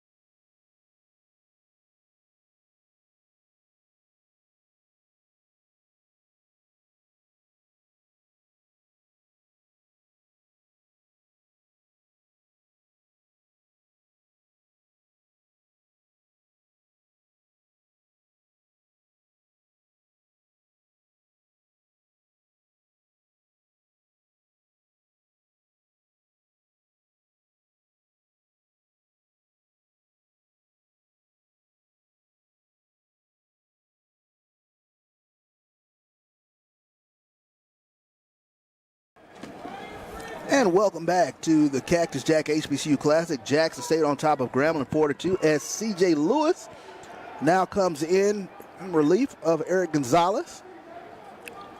Lewis, 3.19 ERA last year for the Tigers, as that one is slapped into center field, and it will get down. In comes one, in comes two, and the Grambling Tigers have tied the game. And man, oh man, Coach Pierre said it. He wanted an explosive offense, and it might have been a little delayed, but it was not denied as they're going off right now. As Trey Bridges with a double into right center field, and the G-men have knocked this game at 4. As he took a look at the first fastball, and he was swinging. So now Shanar Brown steps in for Grambling. And you gotta keep the hype going. This is the momentum we talk about in baseball games, where when it swings in your favor, you gotta take absolute advantage of it. As that one is popped up, Wilbur Perez gets under it, and he will make the play for Jackson State. So second out of the inning, as the Grambling Tigers have come roaring back here in the top of the 5th, as they've played it 3 thus far. And don't let that pop out stop the flow. I mean, they're definitely on the hunt now. The Tigers are now hunting the Tigers, in whichever way you want to put it. It was flipped, and now it's back in G State's favor. So there's another pop-up down. Wilbur Perez getting over near his dugout, and he'll make the play. So C.J. Lewis, after giving up the 2 RBI double, is able to close the gate on the Grambling Tigers, but Grambling notched this one up at 4 as we move now to the bottom of the 5th inning here at the Cactus Jack HBCU Classic.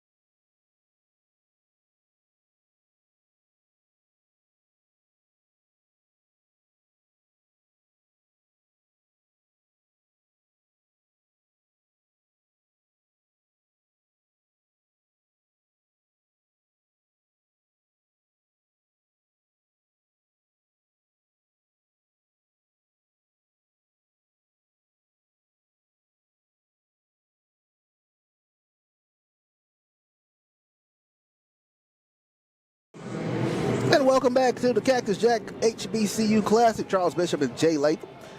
And I tell you what, Jay, Grambling survived the early onslaught of Jackson State. They've knotted this one back up at 4 here in the bottom of the 5th. Yes, indeed, Charles. They came out cold like the Houston weather today, but they're heating up like hopefully this weather will soon. Grambling bats heated up there in the top of the 5th as they played at 3 here on this balmy 49-degree day here in Houston. As Wilbur Perez swings and misses. Randy Ray still here on the mound for the Grambling State Tigers, as that one gets across for a strike. 0-2 now to Wilbur Perez. And at 6'6", 250, Wilbur Perez is a big guy that crowds the plate some, and Reyes is going in 3 pitches in a row. Yes, indeed. Perez grounded into a double play back in the 2nd. Walked in the 1st. See if he's got some fast enough hands here to turn on something inside. Fastball outside, runs the count to 2-2. And it feels like Randy Reyes has really just started to find his groove here. As early on, he was dealing with some walks. Yeah, I think he's like settled down into the game now. As that one's just a bit outside, runs the count full, 3-2 now. As we've talked about earlier, you know, with cold weather, it's hard to get a feel on those fingertips and really gain control of the ball. And Perez goes fishing for one and right down the backwards K. And that would be strikeout number 5 on the day for Reyes, excuse me. So now Pierre Cabral, the DH, steps in now for the Jackson State Tigers. That one finds a hole in between first and second as that one is popped into right field for a single. And that's a good job there of not trying to do too much with that pitch, as he got jammed and he just stayed with it and just found a hole. So now the Tigers with a runner on first is Letty Alvarez now steps in. He has 2 hits on the day. So he's gone 2 for 2. Once again, keeping the runners in check. Can never let any base runner get comfortable out here today, as there's been plenty of action on the base pass. Fastball inside, runs the count. 1-0 now to Letty Alvarez. You know, Jay, we talked about all the events going on here with the Cactus Jack Classic. College symposiums, gospel breakfast, just a lot of great things the Astros Foundation does with this baseball game. And then, of course, we highlight HBCU baseball. Oh, no doubt. I mean, HBCU baseball is the flagship of this event, but you have to also teach the community about other options outside of sports. I mean, you have the youngins out here as they watch some of their kids that they might have looked up to growing up, but you also have to think about life after the game, and I think that's what the Astros Foundation is doing a great job of doing today. No doubt about it. That one, Alvarez pulls it down the left field. Another base hit for Letty Alvarez. He's gone 3 for 3 today. And now the Jackson State Tigers with runners on first and second. And man, oh man, is there no better feeling than being a hot hitter, as these pitches are looking like beach balls to Alvarez. Yes, indeed.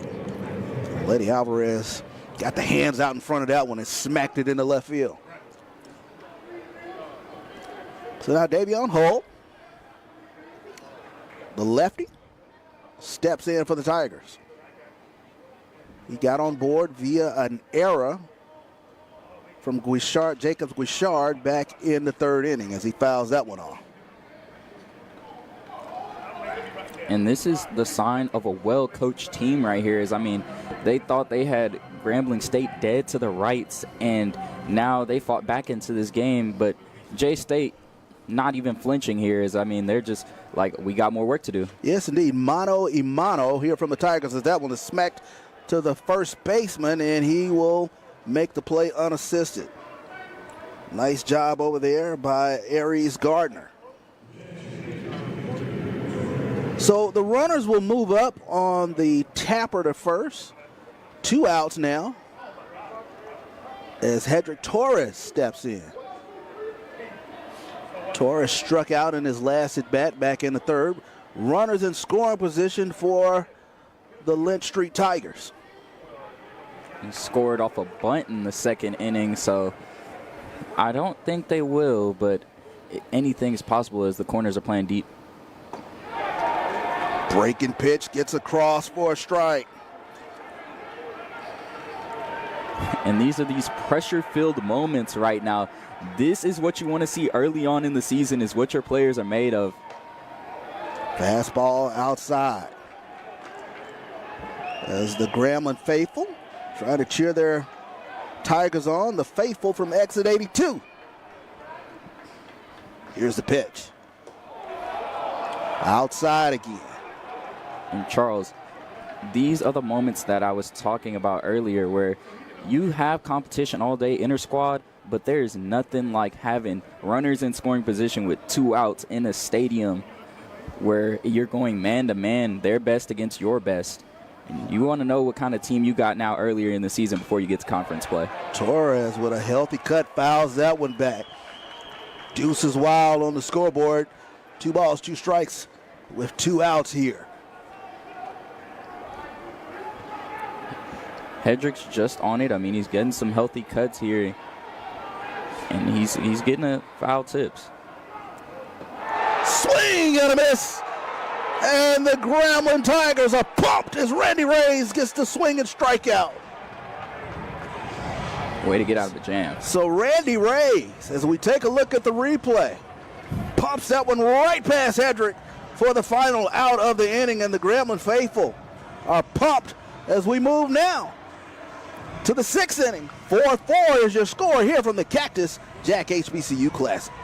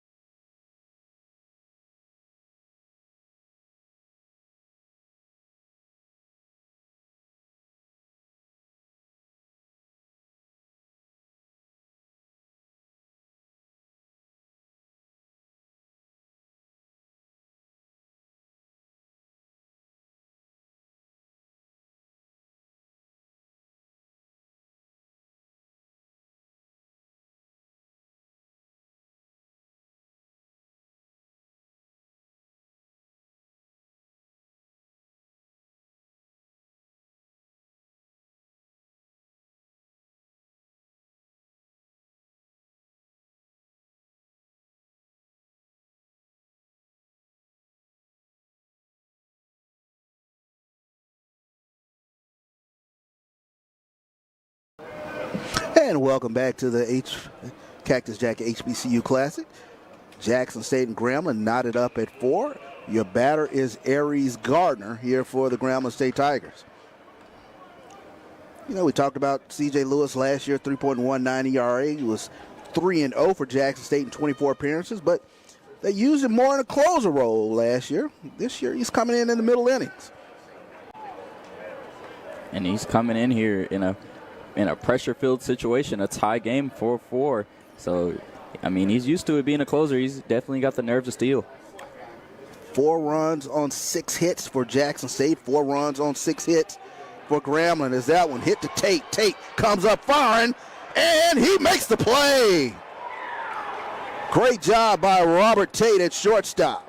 Talk about Tate with an absolute cannon as he lets it rip flat-footed after he fumbled the ball a little bit there, deep, almost into the outfield. Yes, indeed. Going into the hole, like you said, ball hit off the heel of his glove, but he was able to stay with it and fire across the diamond for out number 1. Score that one 6-3 if you're scoring at home. So now Shannon Martin steps in for Grambling. Martin with a walk and a single so far today. Young man's a transfer from Texas Southern right here in Houston. From New Orleans, Louisiana. Now he'll wear the Grambling proudly across his chest. And that one is ripped and it's fair. So Martin will have an easy stand-up double as the Grambling bats have come alive. And once again, that's that energy we're talking about as you hear the roar of the crowd and the hype of the teammates as the Tigers are roaring right now.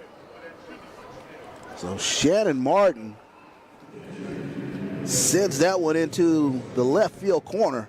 So now the G-man, the runner in scoring position, only 1 out here in the inning. Top of the 6th, 4-4. And that one is popped foul. It'll go behind the catcher here for strike one. So what do you think has been the secret to the sauce, if you will, for Grambling's bats getting hot? Honestly, I think it's just at-bat to at-bat adjustments. I mean, as the game has progressed, they've learned where the pitcher likes to set up, where the catcher likes to call it, and I think they're taking advantage of those fastballs when they come. Great in-game adjustments from the Grambling batters. It's Alabama A&M, it appears to have just arrived. Looking to get in on some good baseball they're missing out on. Of course, Alabama A&M in Prairie View as they check Martin back at second. Alabama A&M and Prairie View, they are the 3 o'clock matchup today. The Texas Southern Tigers and the boys from Baton Rouge, the Southern Jaguars, are the nightcap tonight. Marcellus here looking to break the tie. That one's a little high and in. Ball 2 to Chris Marcellus. I don't know if you noticed on that pickoff there, but he did have Martin leaning. He just turned a little bit too slow. And Marcellus, swing and a miss.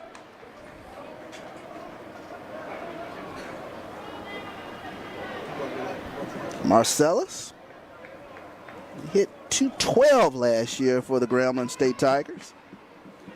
Trying to get off to a good start here. Swing, and that one is foul on the first base line.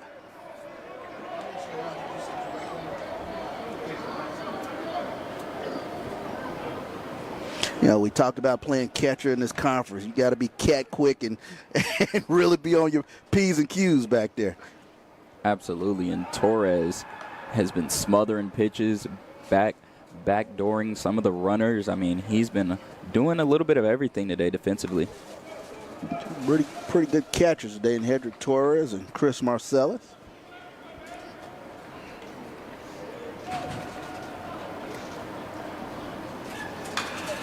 That one is fouled off. Tell you what, Lady Alvarez, he's making sure Shannon Martin is staying kind of close to the bag out there. Definitely. I mean, you can never go to sleep with that runner in scoring position. That's the most dangerous runner right now, as that can break the tie. And hopefully, you know, he just causes a little bit of distraction and helps his Marcellus see a good pitch. Trying to cut down that lead is that one. They'll check, and they will say he held up in time. Count goes full now to Chris Marcellus, the junior from Rowlett, Texas. So got some good baseball up there in the DFW, man. And some tough competition. That one hit the left. Going back. And they'll make the play. Martin will tag, or he'll bluff it. Nice throw in from the left fielder, Davion Hull. And that's good right there for Hull, as he gets that sky-high ball and he backtracks it, gets under it, and then is able to deliver a strong throw. I mean, he's had a rough day out there in left with those balls going deep in that corner and then playing off that tough Crawford box. So it's always good to feel one go in your glove. And it's always different. I mean, in terms of they've never played in this stadium, so just learning the contours, learning how to play caroms out there. It's always tough on the first go round. As that one is hit deep. It's gone. Keanu Jacobs Guichard with a moonshot to left field. And man, that ball off the bat was no doubt about it. That sounded like an explosion. Yes, indeed. Keanu Jacobs Guichard with a no-doubter deep to left field. And the Grambling State Tigers have come all the way back to take the lead. And Charles, I'm going to ask you, since we're in the Dyken Park, new name Dyken Park, formerly known as Minute Maid, if the Astros were to hit that home run, you get the train going that was full of oranges. What do we put in the train now? Yeah, exactly. We got to figure out what to put on the train now. As Martavius Thomas steps in, Grambling now on top 6-4. Tell you what, had this stadium been open, that ball is definitely out there on Crawford. No. That was a no-doubter off the bat. No doubt he'd be sending a souvenir to those apartments over there. Is that ball was still going up on the way out. Yes, indeed. Tell Davian Hull, he just turned around and kind of waved at it because he knew. First class flight right there. But this is what you want to see if you're Coach Omar Johnson. I mean, your pitcher gets hit hard there. How does he respond? How do you respond back? Hey, and you mentioned, you talked about it. You talked about how the Grambling State batters, they've made the adjustment now. They've sort of seen a few pitches, if you will, and now all of a sudden you can see how explosive this Grambling State team is. No doubt. Explosive was the word that Coach Pierre used prior to the game, and we're seeing it come right now as they are scoring in bunches. Healthy cut that time from Martavius Thomas. So now over the last 2 innings, Grambling has scored 5 as they've roared back to take the lead in this contest. And, man, I mean, talk about creating a memory. You can say you went yard in a big league park. Yes, indeed. That is a memory that will stay with you for a lifetime. You can tell the grandkids, you know, back when I was in college, I hit one out of that stadium.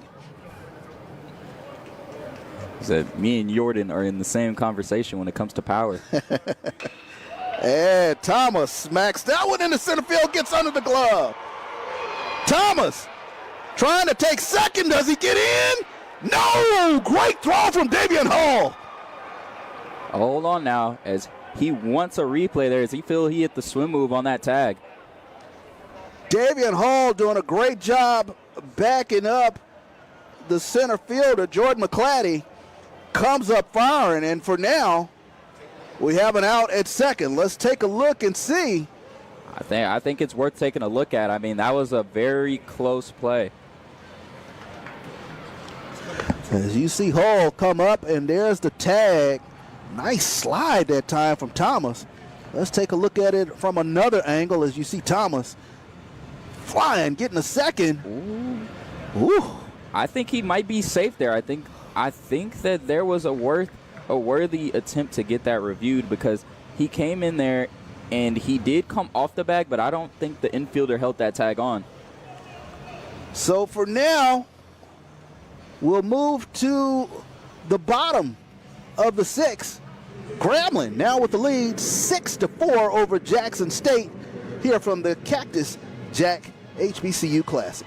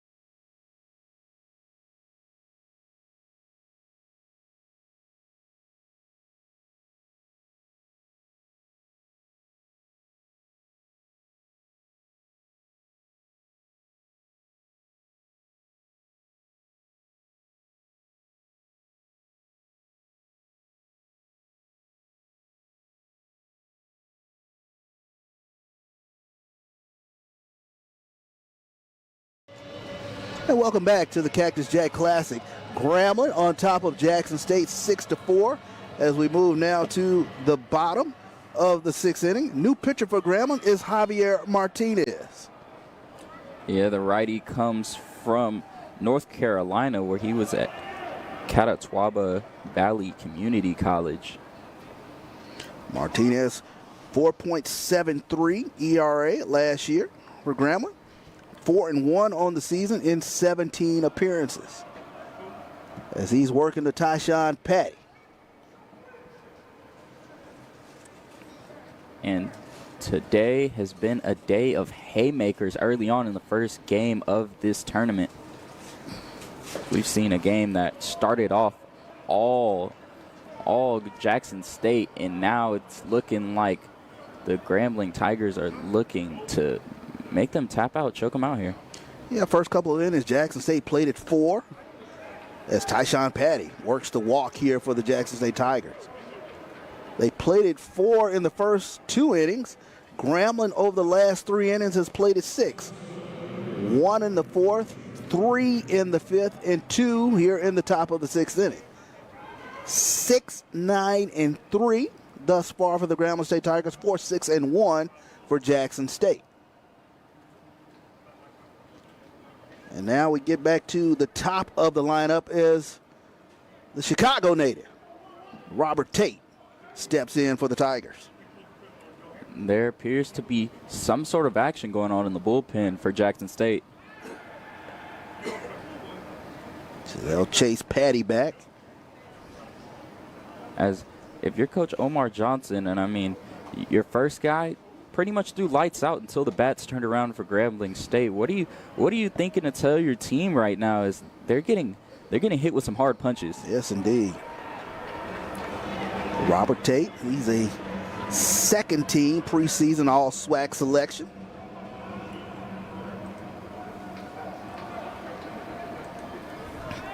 Hit .352 last season for the Jackson State Tigers. Fastball inside. Count goes to 2-0 now on Tate.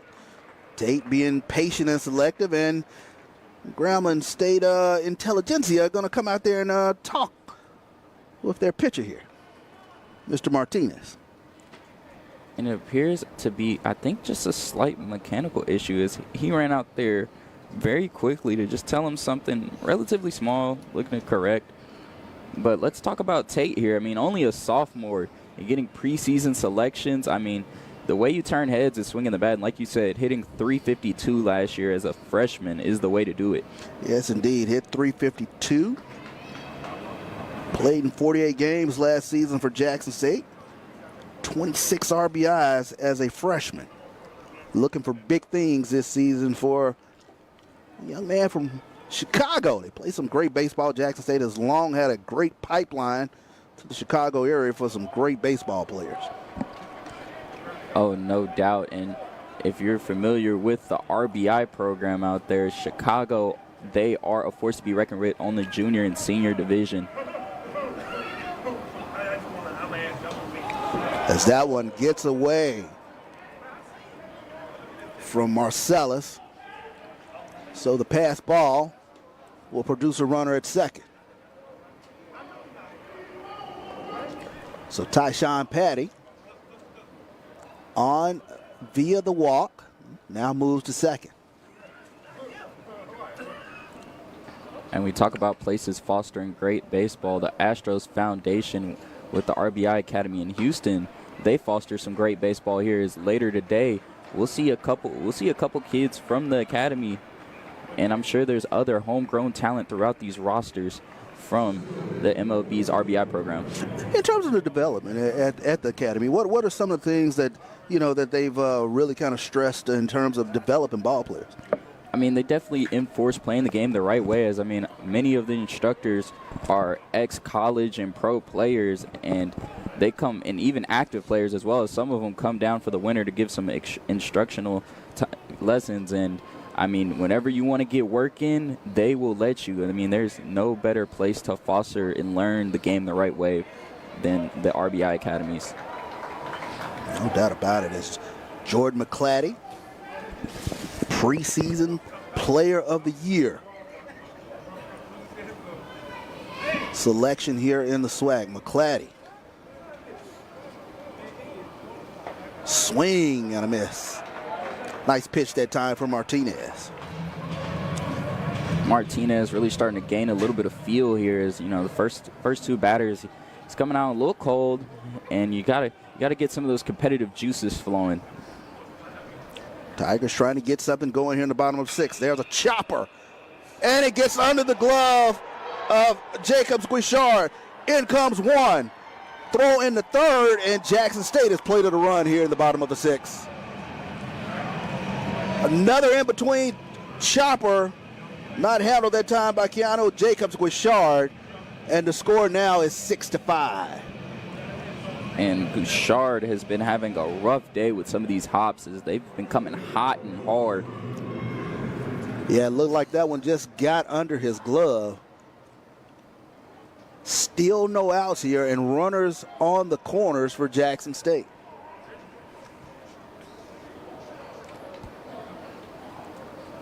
Eichelberger here, one of the big bats they have returning from last year, as he's looking to start his senior year with a bang. I tell you what, Eichelberger, he's a big guy. I mean, he's put some work in the weight room. Absolutely, he's a powerhouse. He only stands 5'9", but he's solid at 210. As he takes a breaking pitch in for a strike.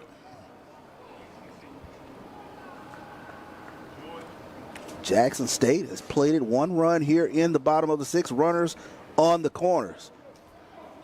Third baseman playing even with the bag. Runner takes off. Chopper to Martin. Martin checks the runner and fires it over. Good fundamental baseball. Absolutely is. That was a hit and run. As he had to swing there, and he put a bat on it, did his job, moved the runner over.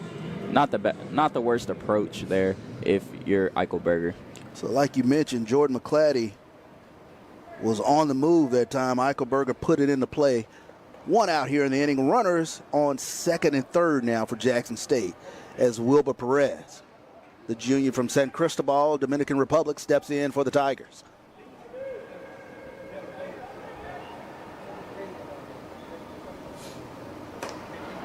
Swing and a miss. Breaking pitch. It really broke off the corner of the plate. Yeah, that had a lot of run to it as it just kept going and going and going. And, I mean, we're talking about Perez here that's 6'6", and if he can't reach a ball on the outer half of the plate when he's crowding it, you're talking about a ball that ran far away from him. That one hit straight to center. He'll come in and make the play, and it stumbles out there in center field, and Tate will come in to score. Martavius Thomas really came in the short center. Looked like he was about to come up throwing and got tangled up. Yeah, the turf monster appeared to get him. He's going to get up with a little bit of a limp here. Yeah, turf monster just got the best of him there. Yes, it did. Tough break that time for Martavius Thomas, as now Jackson State, they've knotted this game up at 6. They played it 2 here in the bottom of the 6th inning. It's a good back and forth from these two teams. I mean, sort of reminiscent of last year in the SWAC championship game. Neither team giving an inch. That's a good breaking pitch there to start it off, or count with a strike. It's Pierre Cabral at bat now for Jackson State. Swing and a miss. Count runs to 0-2. Cabral had a single in his last AB. If he could have another one, it could potentially take the lead here. Runner bluffs. Pitch in the dirt. Nice job crowding it by the catcher Marcellus, and he'll make the throw to first. But Jackson State, as we take a look at that replay, gets 2 in the inning. We move now to the 7th. Jackson State 6, Grambling 6 here from the Cactus Jack HBCU Classic.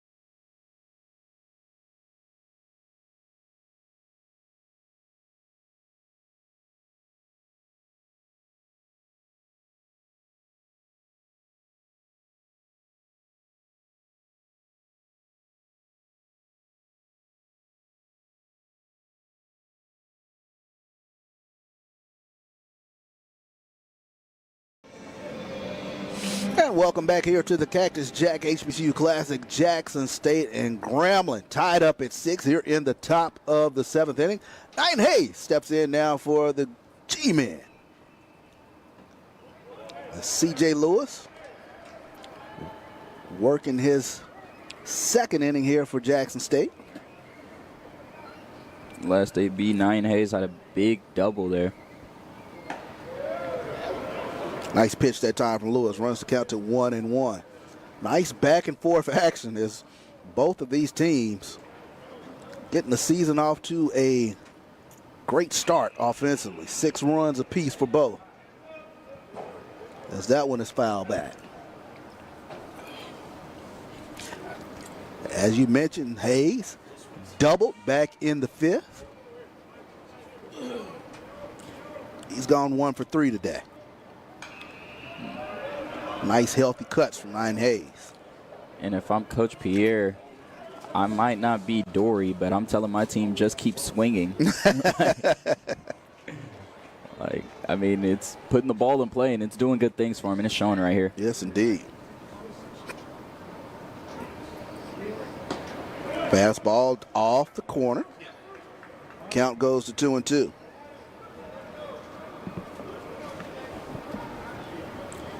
Man, look at these Grambling State uniforms. I mean, that gold really pops off that black. Popped back behind the plate. Count stays at 2-2. The iconic black and gold of the Grambling State Tigers. Met equally by their first cousin, both coming into the SWAC in 1958 together.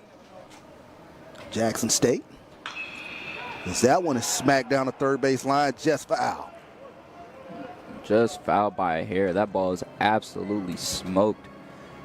We're really starting to see Grambling turn on some pitches. They're getting a lot of hard contact here. Yes, indeed. Talk about Jackson State and Grambling. A lot of years of tremendous competition here in the SWAC. As that one is hit out to center field. McClatty on his horse. He'll go back and he'll make the play. So long out that time from Ryan Hayes. If I'm Ryan Hayes, I take that as a loss, but not really. Hard contact there. I mean, can't do nothing but just, hey, they made a play. Yes, indeed. So now, the Jackson native, Trey Bridges, steps in to face the home team.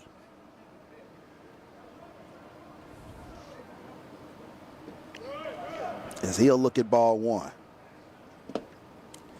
And it's interesting here to see the philosophy of the different pitchers and what zones they attack, as Gonzalez was heavy on the outer half of the plate, and then you go look at Martinez and Reyes as they were going right at batters, attacking them on the inside, forcing quick hands. As Bridges looks at another ball.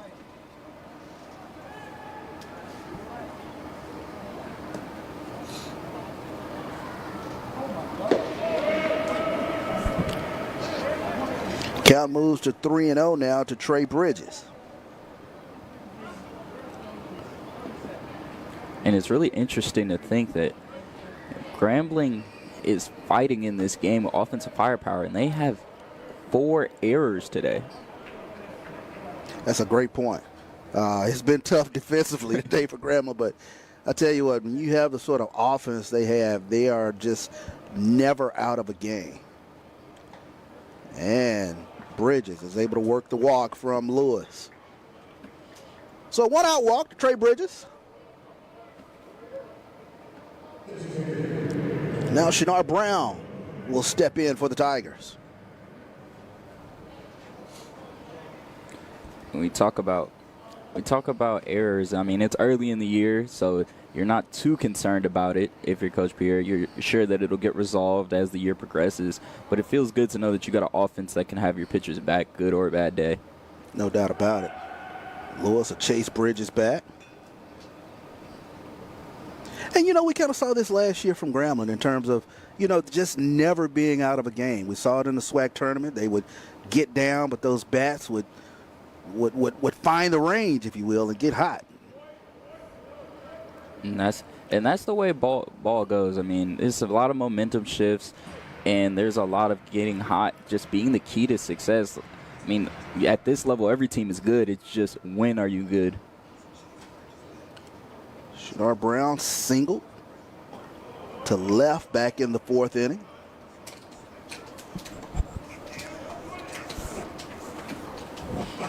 Shadar Brown is a player that's going to swing the bat, as he's struck out today, has a single and an unassisted ground out to the pitcher. Nice pitch on the inside corner from C.J. Lewis. Swing and a miss from Brown. Lewis gets down in that crouch and comes up firing. And at 6'2", I mean, it's definitely a height change from the batter's perspective, as you just see this guy come from a low stance and rise all the way up. It's a little bit intimidating. Does that mess with the batter's eye in terms of just seeing them, do this crouch and then come up firing? I mean, I feel like it definitely has to some extent. I mean, because you're trying to follow the hand, and you're seeing him move all over the place, and it definitely throws you off. And it definitely, when you see his release points, it all changes to a hitter changing that eye level. 1-2 working to Brown. Brown takes that one off the hands and fouls it back. That's 2 pitches in a row that have come tight inside on Brown, but he is swinging at him. Looking to turn on one here. Runner moves. There's the throw down, and nice job. Trey Bridges gets in. Ball skips out in the center field, and he'll get over to third. So Grambling, aggressive base running. Trey Bridges works his way into scoring position. And it was only a matter of time for the Grambling State Tigers to get moving on the base pass, as this is the SWAC, and you cannot compete in the SWAC if you don't run these bases hard. Yes, indeed. So 2-2 now working to Shadar Brown. Trey Bridges stands on third, and now the Jackson State defense, they will come in to keep this run off the board.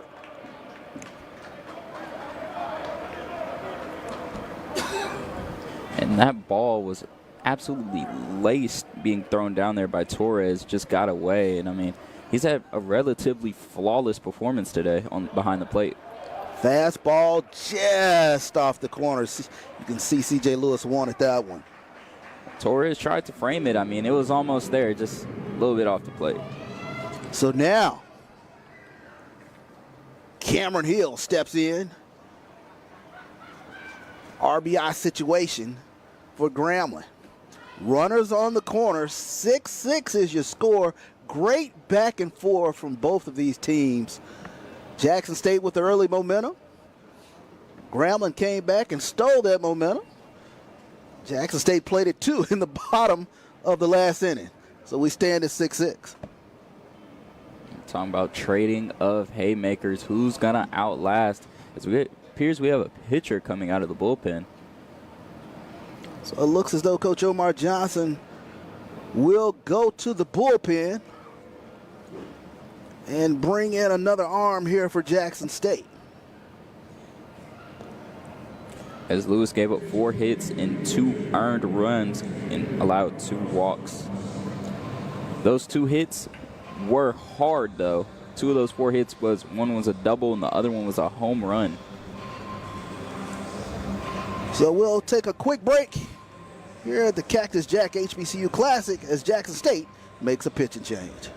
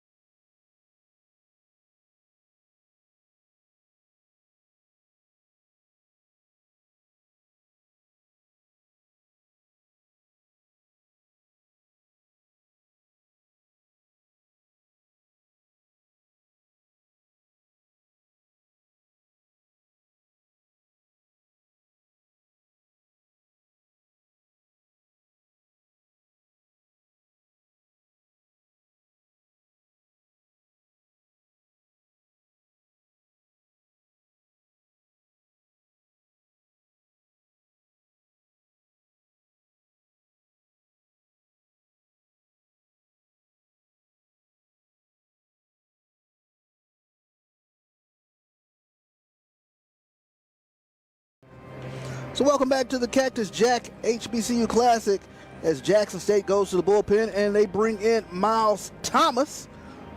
Miles Thomas last season for the Tigers, 4.11 ERA in 16 appearances. So we now close the book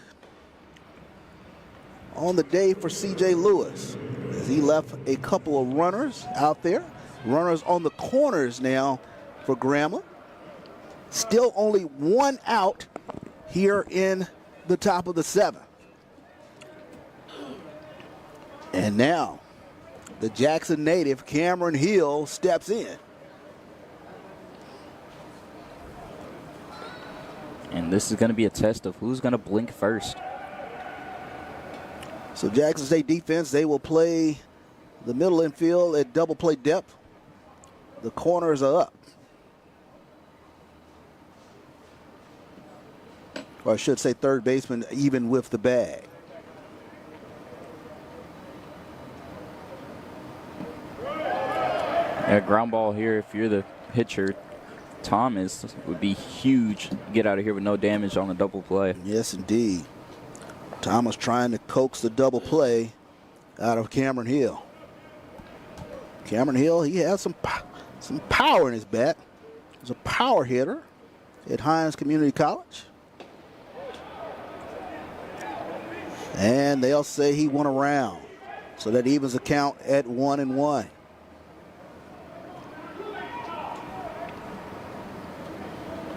This is a moment where this game could potentially swing back in the Grambling's favor. They've been trying to hold on to this lead ever since they got it back.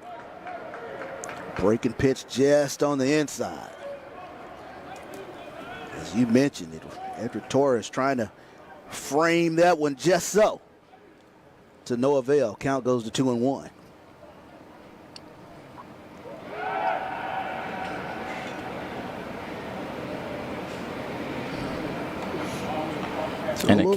And a catcher that can get a good frame is a pitcher's best friend, Charles. I mean, absolutely. You can steal a couple calls here and there. They'll love you. Swing and a miss as the breaking pitch goes in the dirt. As Hill was a little out front of that one.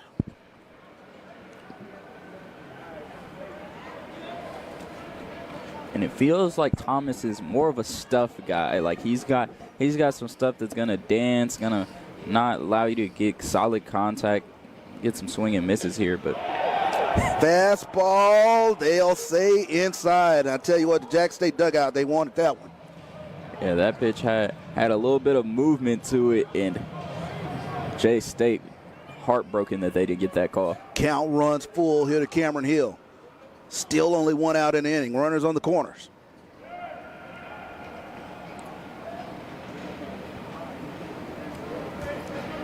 Cameron Hill trying to do a little damage.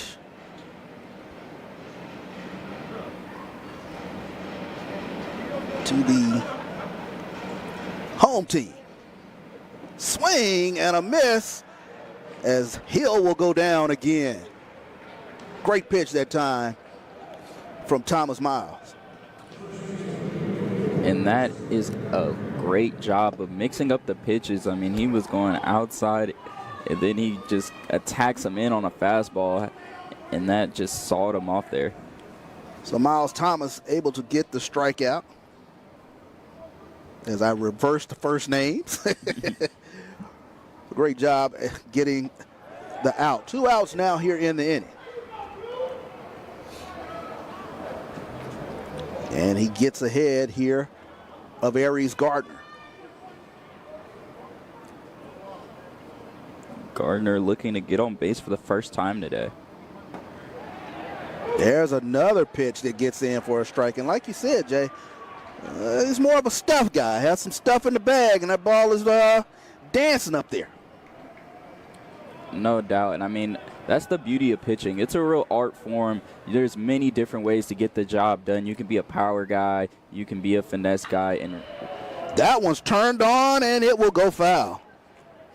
And that's the dangers of being a stuff guy, is because if that stuff ain't on today, yes, indeed, You will get hit and hit hard. As Arias Gardner got the hands out just a little bit out front, as that ball went streaking down the right field foul line.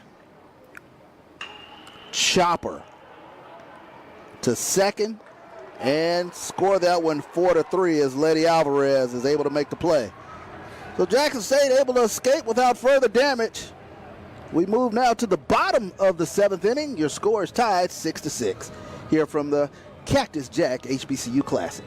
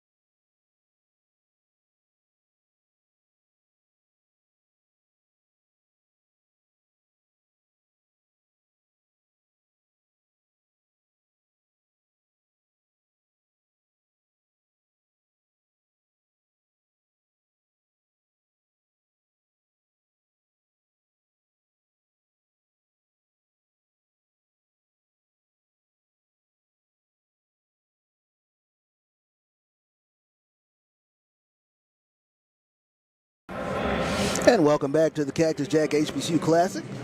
Bottom of the 7th inning, Jackson State 6, Grambling 6. I tell you what, now it gets interesting once we get here to these last few innings here between another classic between the Tigers. No doubt, Charles, and this is what I like to call championship rounds. These are where your big name players are going to have to show up here. So it'll be Alvarez, Hull, and Torres here for Jackson State here in the bottom of the 7th. Buddy Alvarez, he's already had a 3-hit day thus far for Jackson State. Takes a look at a breaking ball. 1-1 now is the count. And Letty Alvarez is a guy that's a hit machine today. Has not missed. I mean, he's 3 for 3 with 3 singles. Swing and a miss that time from Alvarez. And if you're Alvarez, this is one of those moments where you got to take a deep breath and just settle down. Don't let the moment get too big for you. Yeah, absolutely. Another one of those Jackson State Tigers who came back this season. As that one runs inside. Alvarez hit .256 last year for Jackson State in 31 appearances. And he's got the sleeves on. I'm sure he's feeling the cold air out there. He's from Ecuador. Yes, this indeed. is not his native weather. As mentioned, it's been a chilly day here at Houston. They were saying it was going to warm up to about 55, but when we sat down, it was a balmy 49. So hopefully the temperature's gone up just a little bit outside. As Alvarez swing and a miss, and Martinez is able to record the backwards K. And I'm sure Martinez is happy to lay claim to be the first person to sit down Alvarez. Yeah, Alvarez, until that bat, was 3 for 3. So now up to Davion Hull, the left fielder. The Grenada native, to get something going for Jackson State here.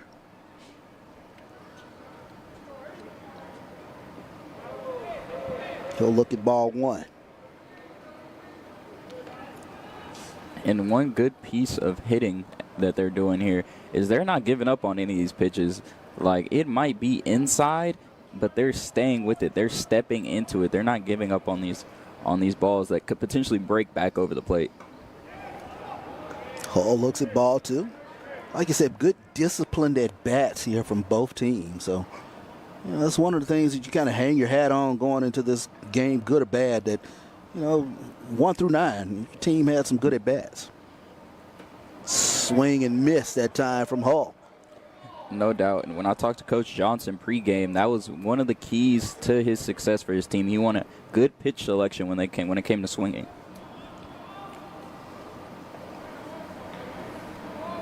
Two-1 coming here to Hull. Already one out in an inning.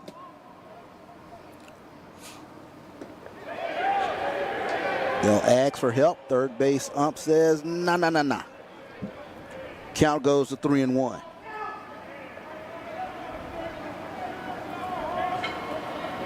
And now if you're Hull, it's time to get ready to go in a hunting mode because it's 3-1. You're ahead in the count. Fastball up and in. So base on ball, issue to Davion Hall. And now Derek Torres, the catcher for Jackson State, steps in. He's gone down by way of the strikeout twice. Struck out back in the third and in the fifth inning. Seems like the perfect situation for Torres to lay one down here as he did earlier in the game, his first at bat. Torres takes a look at ball one. Sophomore from Homagores, Puerto Rico.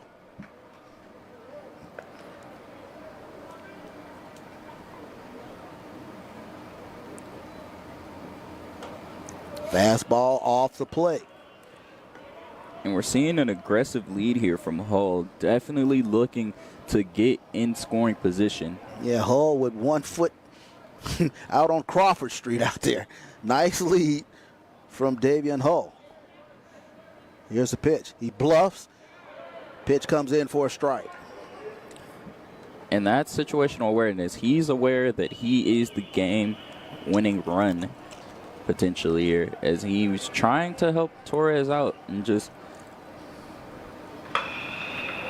ball smacked down the third base line, foul. So evens the count now at 2-2 here to Hedrick Torres. fraction of a second ahead of that one. I mean, that ball goes down the line. As we've seen, left field is not the easiest place to play.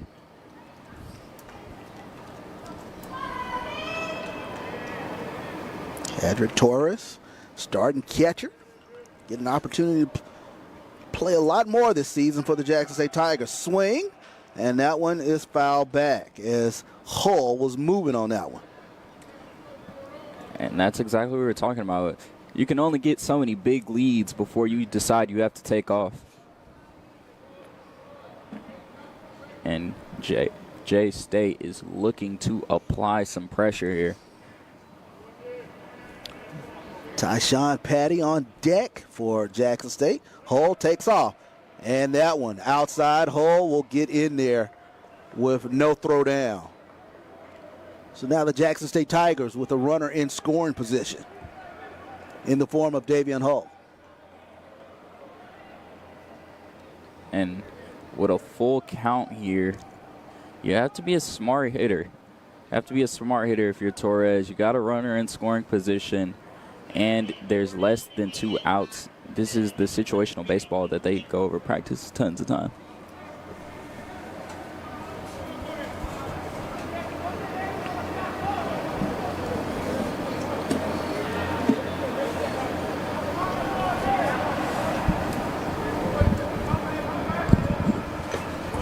Swing and a miss, and nice fastball pump past Torres. So Martinez able to get the second strikeout of the inning. That's a macho man move right there as he just went upstairs and challenged him with the fastball. Mano a mano fastball, and Martinez wins. So now Javier Martinez will be working the Tyshawn Patty.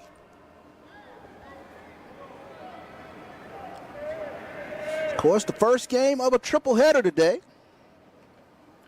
Alabama A&M and Prairie View on deck as Patty looks at that breaking pitch for a strike.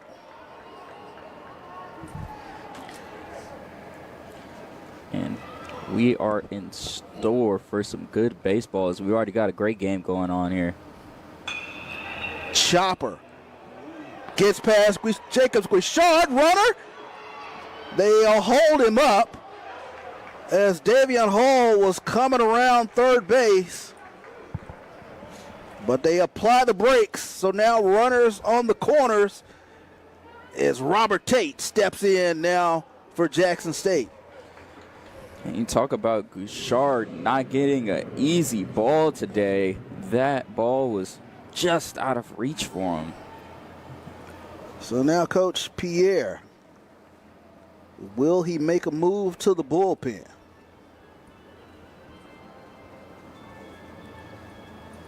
It appears someone is standing up in there. Not sure about throwing, though. Coach Pierre looks like he'll have a tete-a-tete with his defense now. Runners on the corners. Score tied at 6, as you mentioned. We're in championship innings. First game of the 2025 season, Cactus Jack Classic. Grambling and Jackson State in another Donnybrook. And Coach Omar Johnson has somebody warming up in the bullpen. He understands the magnitude of this game and how tight it is, and all his pitchers appear to have a short leash. Yes, indeed. So now Robert Tate, last at bat in the 6th, he walked. Big RBI opportunity here for the native of Chicago. Here's the pitch. Breaking pitch, a little inside. And I like this off-speed fastball combination that Javier Martinez has going, as he's not afraid to come after you with the fastball, but he definitely keeps you on the toes with the breaking pitch. Chopper back up the middle. It gets through. And Jackson State will play the run. They throw behind the runner. He gets back in. But an RBI for Robert Tate. Clutch piece of hitting right there as a big-time player, and Tate makes a big-time play to give them the lead. So Tate with a chopper that gets past the shortstop, Nyan Hayes, and Jackson State back on top 7-6.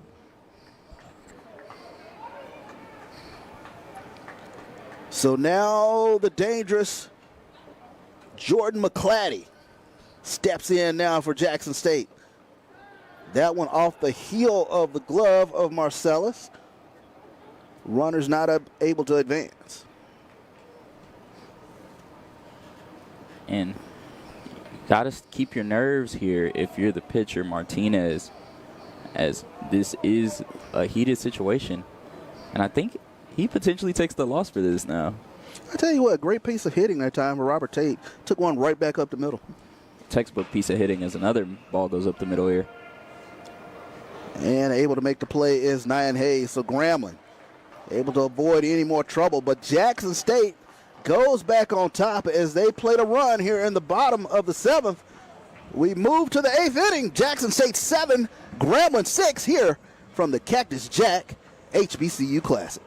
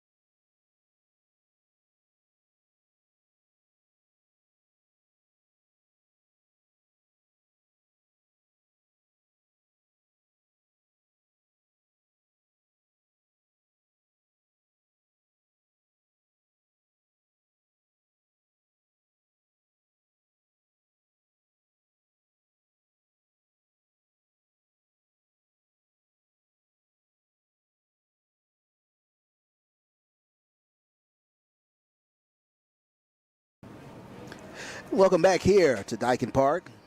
Cactus Jack HBCU Classic. Jackson State on top, 7-6 as we move here to the top of the 8th inning. As it'll be Shannon Martin at bat here for the Grambling State Tigers. Martin doubled back in the 6th inning, singled back in the 4th for an RBI, and walked back in the 2nd. He's had an active day for the G-Men, transfer from Texas Southern. As he takes a look at a pitch, and that will be a ball. 2-0 count here to Martin, the junior New Orleans native. Looking to keep swinging. That's what's got him there so far today. As he's patient, gets a free 3-0 count here.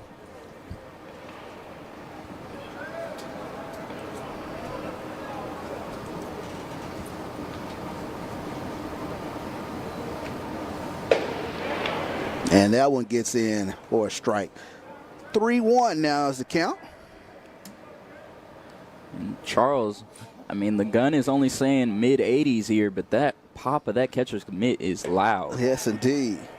And that one, a bit of a high strike. Shannon Martin. Now looking at a 3-2 count as Miles Thomas fights back in the count. And that's exactly how you do it as you're Thomas, as you fight right back in this count, but fortunately loses the battle here. So Jackson State looks like they've made a defensive substitution as Nazir Bergen is now at first base. As Shannon Martin is able to coax the walk out of Miles Thomas. So now the catcher Chris Marcellus steps in for the Grambling State Tigers.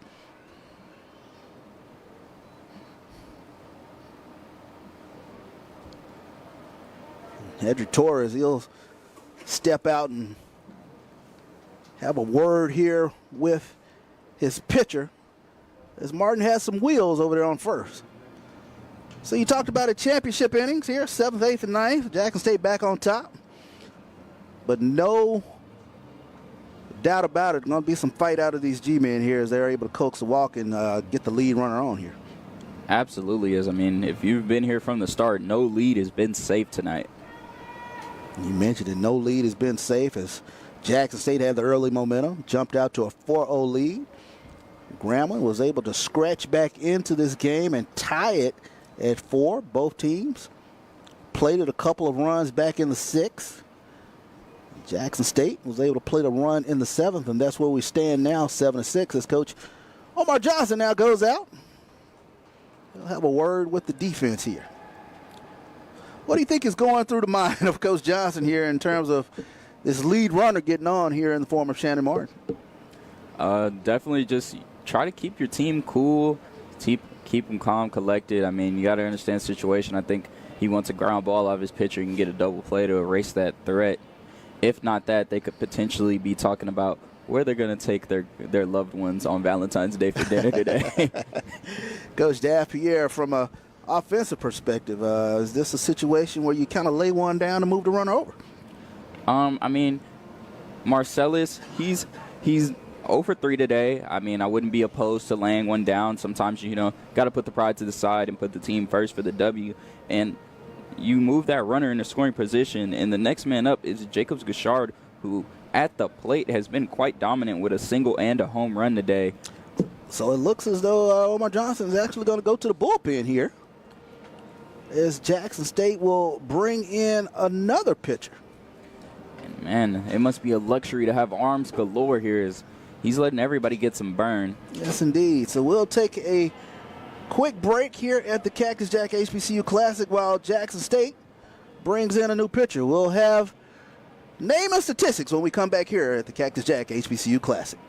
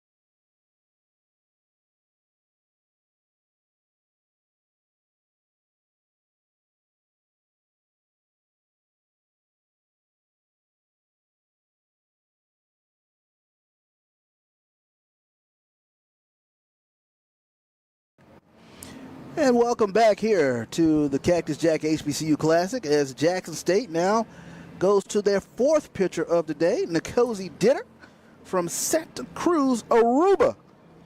Will now toe the rubber here for the J-State Tigers. Young man is 6'2", 175-pound sophomore.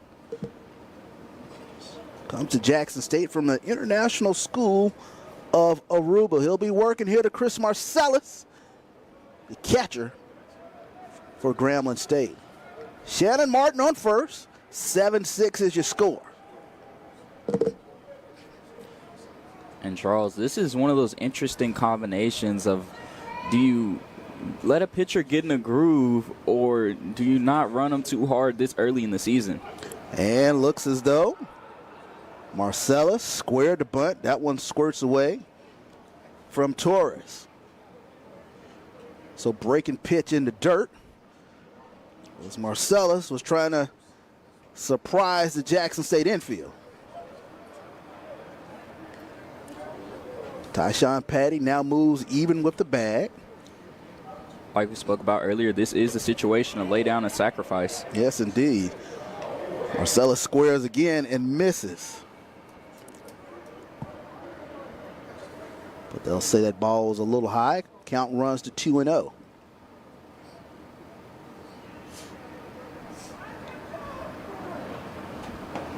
Squares again. That pitch a little low.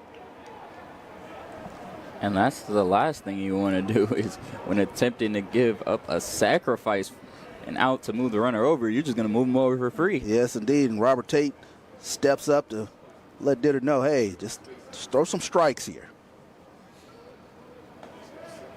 As that one goes across for a strike. Count now goes 3-1.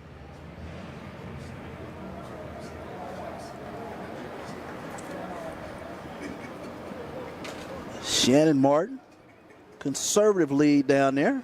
And that fastball is off the corner. And as you mentioned, free pass here for Chris Marcellus. Definitely not what you want if you're Coach Omar Johnson when they were trying to give you an out. So instead of a free out, there's a free pass. Runners now on first and second for Grambling. No outs here, top of the 8th inning.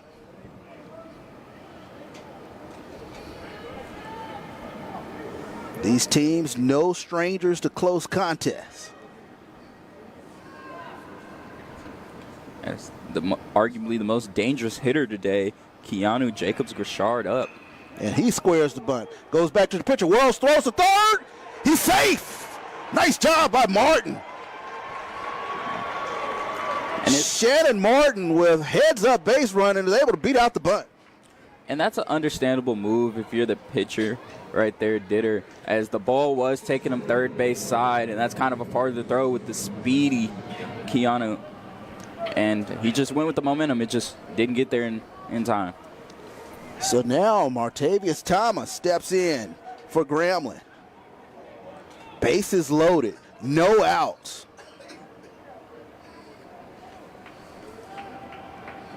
And what did we say at the beginning of this game? You have to be able to defend small ball, and you have to be able to play small ball if you want to win games in this conference. Corners are even with the bag.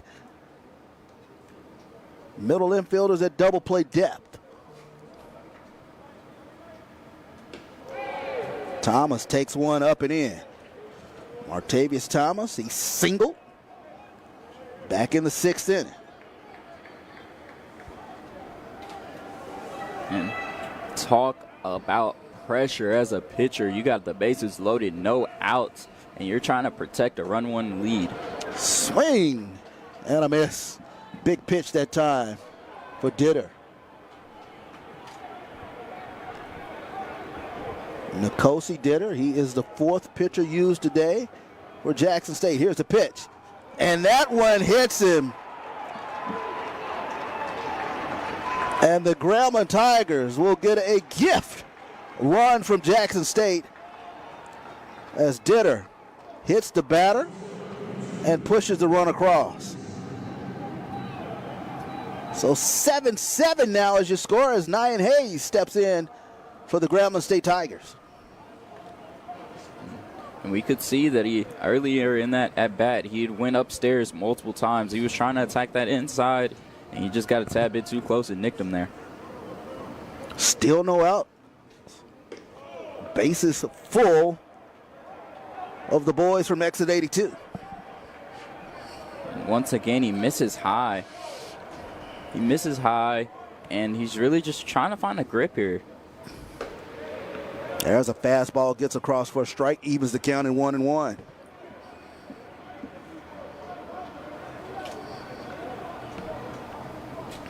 And if I'm Hayes, I'm taking my time, patient at bat here, as he's really been struggling to find the zone in Ditter. Yes, indeed. Good patient at bat here from Nyan Hayes. 2-1 count. Like you said, you got to find one that's got to be in your happy zone. Fastball catches the inside corner. And he's throwing a little bit of smoke here as he touches 90.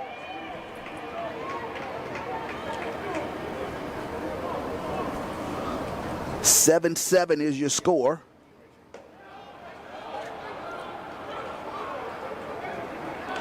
Jackson State and Grambling knotted up here in the 8th. And this is a dangerous position to be in if you're J-State. Strike 3 as that fastball caught the corner. And that was a work of art right there as he painted right on that outer edge.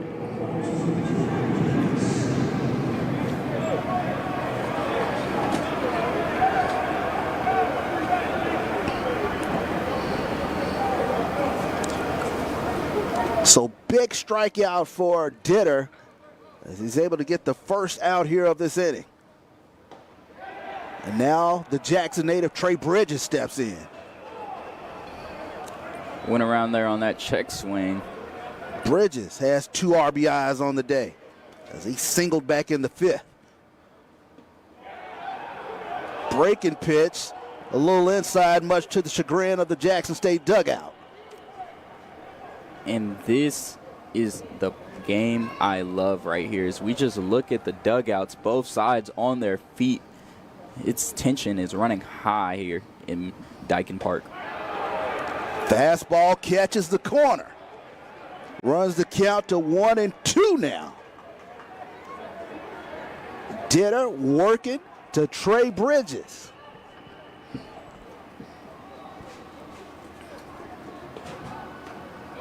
Fastball a little high.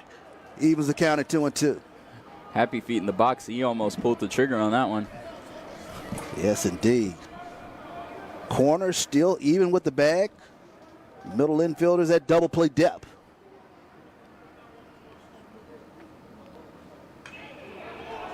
That one's foul back as Bridges had a cut. Spinning like a top as he was not looking to take a walk. He's trying to get on base, and he's trying to bust this game wide open. Yes, indeed. He had a good sharp single back to center field back in the 5th that played it 2. Looking to break this game open. Swing and a miss. High fastball, and Ditter trying to work his way out of this jam here for Jackson State. So mark that down with the backwards K with the swing and strikeout. And that right there, his eyes just got a little too big and he overswung. So now Shinar Brown digs in for the G-men. Ditter pops the fastball past him. Strike 1. As he hits 91 there, these batters, they have not seen this. This is the fastest they've seen all day, and it looks like they're trying to catch up. Breaking pitch in the dirt. Torres will trap it and keep it close. High drama here in the top of the 8th inning. As Grambling has played it 1, but the bases are loaded. 2 outs here. Swing and a miss.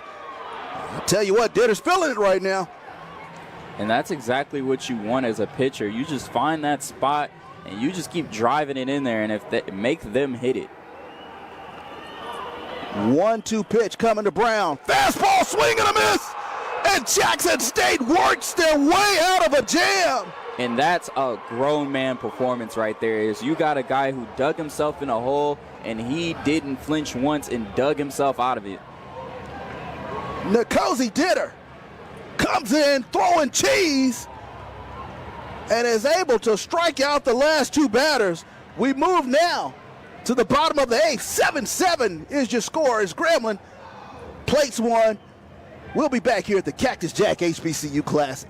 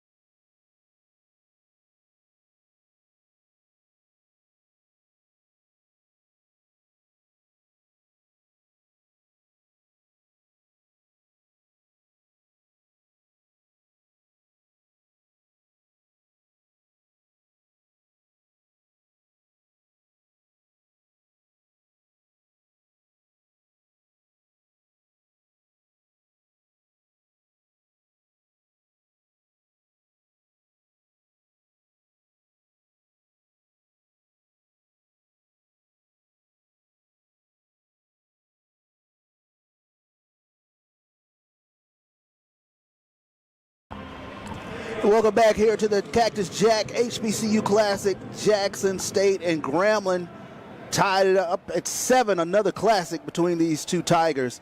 New pitcher in the game for the Grambling State Tigers is Peyton Allen. He's 5'10", 180 pounds. He's a junior from Bentonville, Arkansas, by way of Tyler Community College.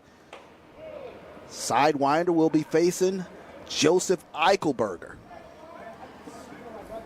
And if you look at these dugouts, both teams are on their feet as the tension has been high as both teams have been trading blows today.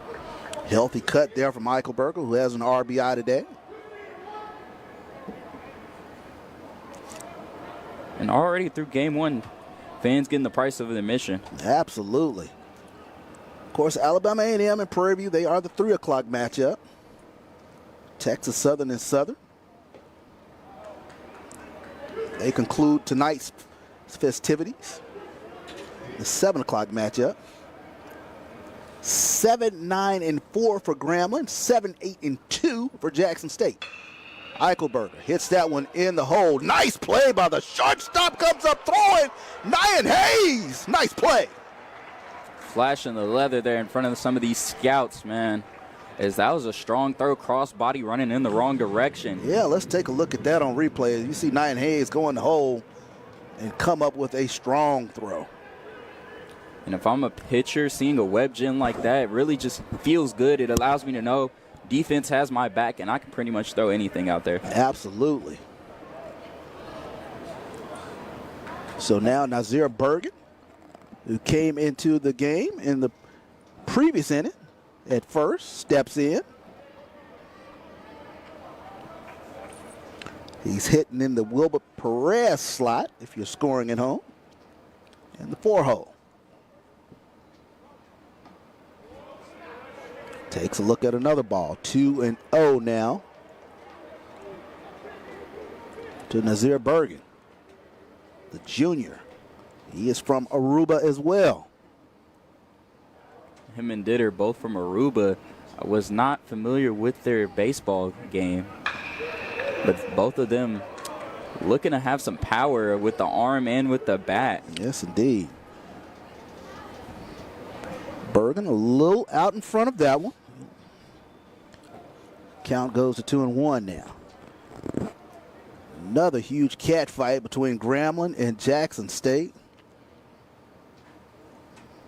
These two teams, they really get after each other. They got after each other last year in the SWAC championship game. Grambling came out on top in that one, and a heartbreaker for Jackson State. And one man's heartbreak is another man's ecstasy, as Grambling was able to walk away with the 2024 SWAC championship. Oh, no doubt. And I mean, if you don't think that's on the mind of J State here, I mean, they're playing like they want some revenge. That one skied high. Thomas will get underneath it and make the play for the second out here for Grambling. So score that one F8 as Bergen flies out to Martavius Thomas. So now Pierre Cabral will step in. It looks like there is a pinch hitter for Cabral. It's going to be Asafa Jones, the Canadian. So Asafa Jones now steps in for Jackson State.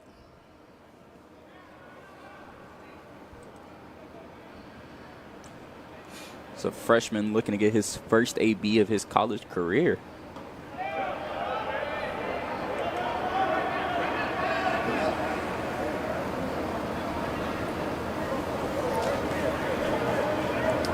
So as you mentioned, the freshman from Toronto, Ontario. That one in on the hands, and making the play is the shortstop, Nyan Hayes. So Nyan Hayes with a couple of nice plays for the G-Men. We move now to the top of the ninth. 7-7 is your score here from the Cactus Jack HBCU Classic.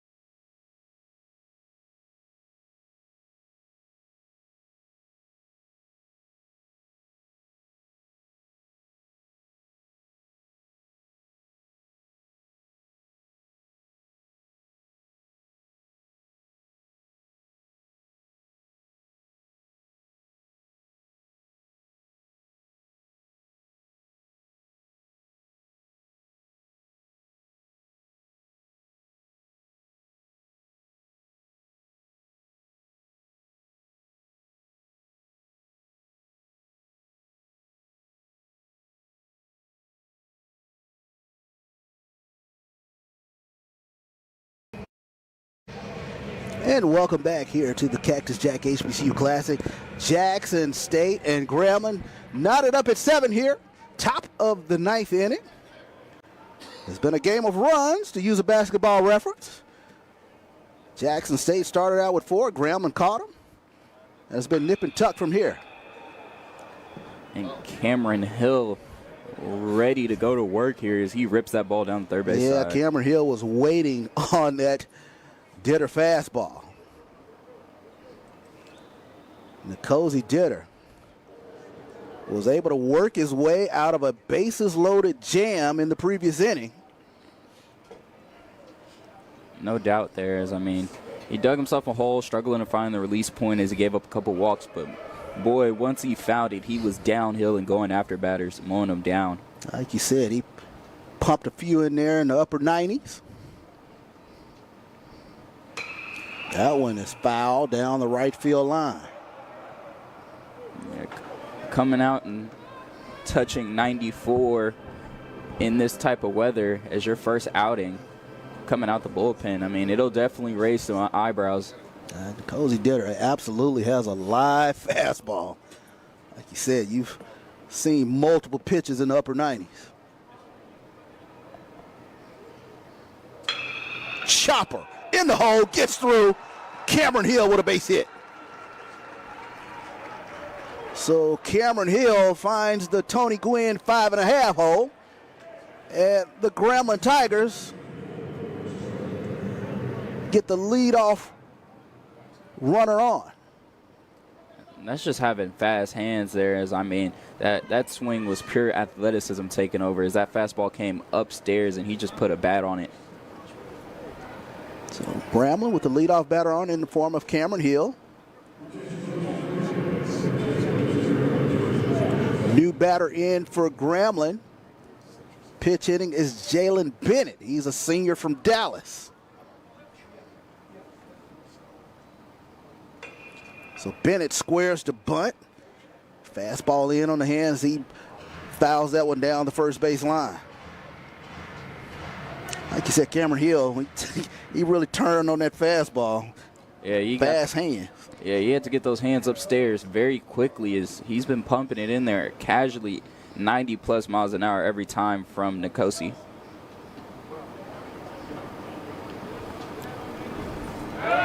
They'll chase Hill back. As you see Jackson State preparing for that bunt as the third baseman, Tyshawn Patty, now in on the curtain. And again, that one fouled off. So Jalen Bennett now with 2 strikes. We'll see if Coach Pierre Steele keeps the bunt sign on. 2 strikes, I highly doubt it, but hey, guess what? You've earned yourself a chance to swing. I think that's the really unique thing about this conference is you never know what the count might be where a player might put a bunt down. I mean, that is sort of the DNA and the crux of this conference. You just don't know from batter to batter. Oh, no doubt. And I mean, the beauty of this conference is identity resides in small ball, high athleticism baseball, and trash talking with deep hated rivalries. I mean, I don't think there's a better place to watch some baseball. No doubt about it. So Jalen Bennett fights that one off. 1-2 is the count now. As they'll chase Hill back to first.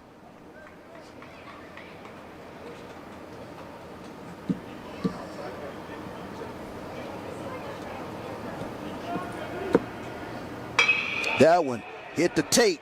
Tate to Alvarez. Alvarez to first. And 6-4-3 double play for the Jackson State Tigers. And what a stretch by the first baseman there that just came in Burgeon. I mean, surely he was stretching. He hits a little squat there to check and make sure everything's all right. So Tate to Alvarez to Bergen for the 6-4-3 for the Jackson State Tigers. So Shannon Martin now will step in for the Grambling State Tigers. Martin walked back in the 8th inning, doubled in the 6th, singled back in the 4th. He does have an RBI on the day. 2 for 2 as he fouls that one back. And if you're Nicosi, man, you know, you give up a few walks here and there, you give up some base hits, but consistently time in and time out, you can get yourself out of situations. And if I'm Omar Johnson, this is a mental note early in the year. I got a guy who can stay calm and steady the ship. Absolutely. You just love the way he pumps it in. That is his 38th pitch. Fastball right over the plate, and Martin goes down looking. So we move now to the bottom of the 9th inning. Jackson State 7, Grambling 7. Hold on tight as we come back here to the Cactus Jack HBCU Classic.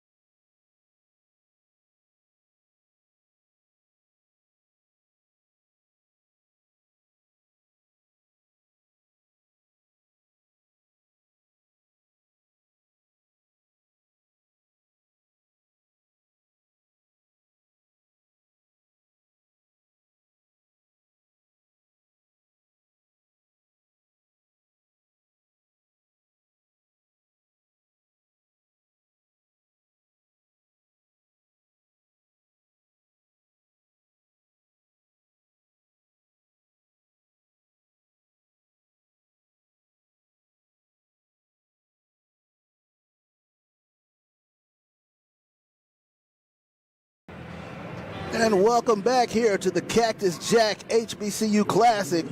Jackson State and Grambling in another classic. 7-7 here as we move to the bottom of the ninth. And it will be Letty Alvarez, Davian Hull, and Hedrick Torres here for Jackson State here in the bottom of the ninth. And here we are, as we thought this game was going to be over early in the game, and it's quickly turned into a nail-biter. Yes, indeed. Letty Alvarez 3 for 4 today. He scored a run. As Peyton Allen pumps in that fastball. Allen, by way of Tyler Junior College, they play good ball out there. He'll take that one up. Evens accounted 1-1. 72-mile-an-hour curveball from Peyton Allen.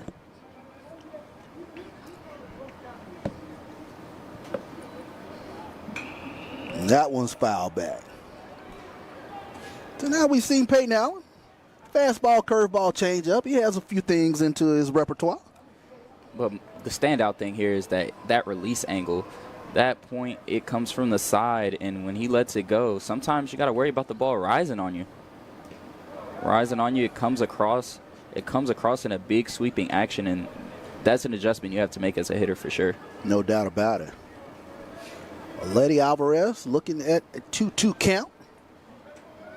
Second baseman from Ecuador for Jackson State. And that one just off the corner. Allen wanted that one. 85-mile-an-hour changeup. Put a little bit of a grunt into that one if you heard it from up here in the booth. 3-2 pitch. That one hitting the hole. Nice play. Nyan Hayes. Yes, sir. Yes, sir. What a play. Man, 6 and 3, both showing why they belong on the field there with the throw and the stretch. Nyan Hayes to Woody, 6-3. And the Tigers get the first out of the inning. Nothing like a Gold Glove infielder's best friend to be a first baseman with a stretch. Yes, indeed. Nice scoop over there by Woody for Grambling.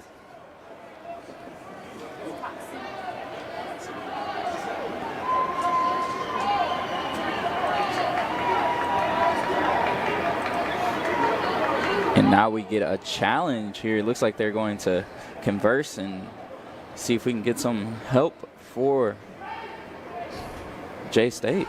Yeah, James Woody, the first baseman from Ridgeland, Mississippi. I tell you what, got a few Mississippians over there on that Grambling roster.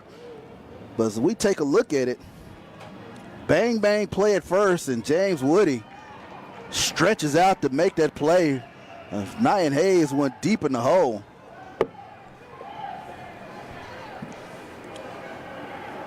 As Grambling records the first out here in this inning.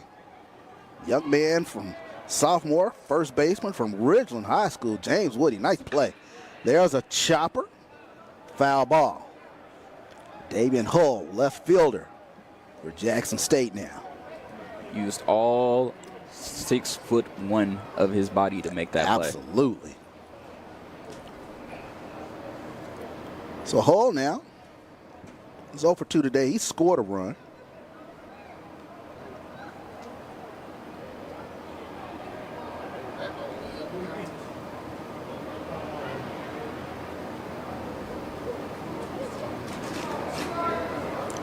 As Coach Pierre is out questioning something.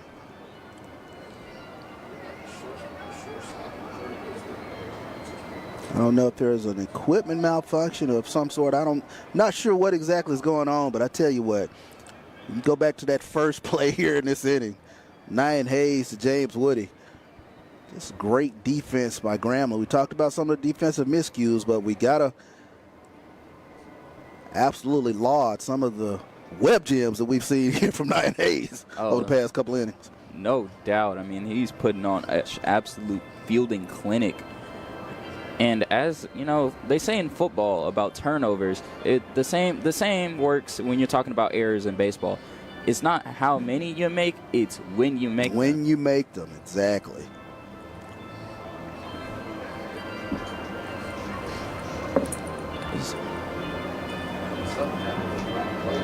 Because there's still some sort of issue going on. So Coach Pierre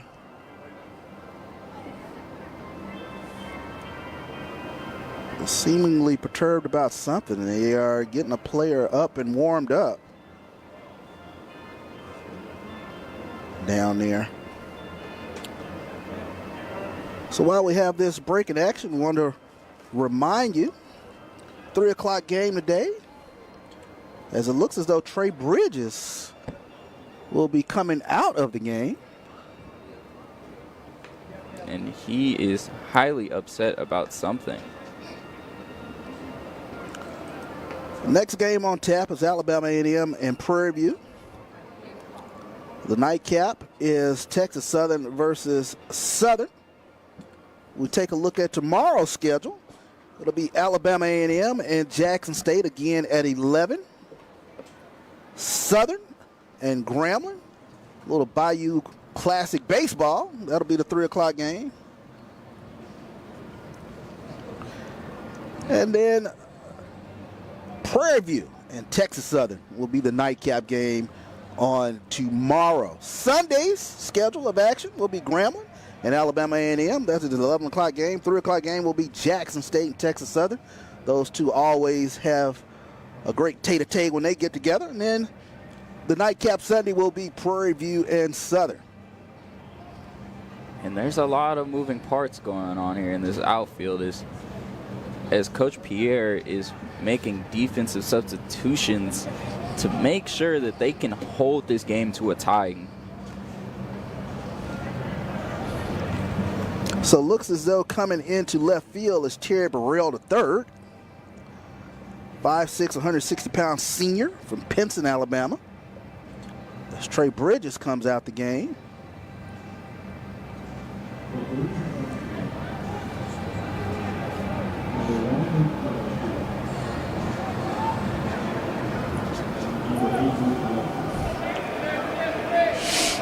And while we had all that, Davion Hull will dig back in here. And he'll chop that down to the second baseman. And high throw. And Hull, not happy about the tag. As cooler heads try to prevail here. So another error that time by Keanu Jacobs Guichard. And man, Guichard might be having a day at the plate, but he cannot catch a break with the glove. It's a bucking action right there by the runner. Yeah, I tell you what, these games are always high intensity. Davion Hull did not like the tag that was applied to him.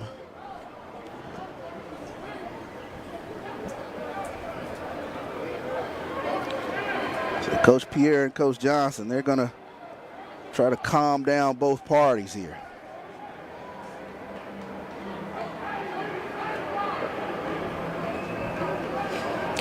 And you know, you gotta respect the competitive juices that flow. And they are absolutely flowing. And this is what happens when you got two alphas just going at it, trying to compete for each other. Yes, indeed. First game of the season here at this Cactus Jack Classic. And I tell you what, no difference between game 1 and game 41 with these two.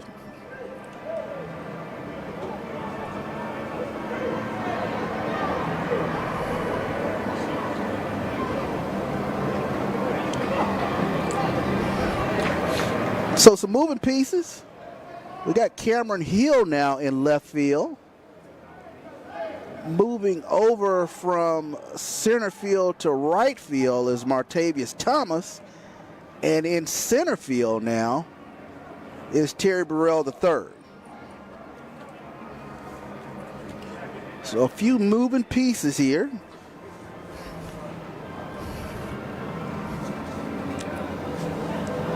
For the official score of the game. Good luck.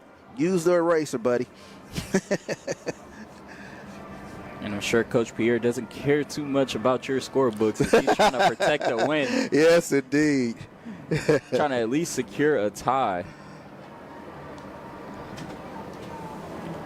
As Prairie View and Alabama A&M was set to start at 3 o'clock, but clearly we are a little bit behind here. Yes, indeed. So 7-7 if you're just joining us, and another one. Well, we take a look at Jackson State and Grambling locked in another clash of the Titans on the diamond, if you will.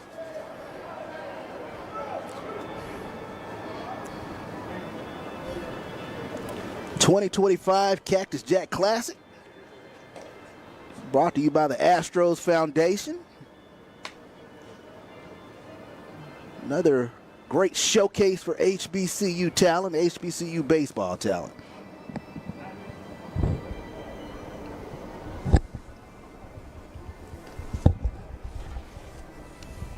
Pitcher's still trying to stay a little bit loose, stay hot here.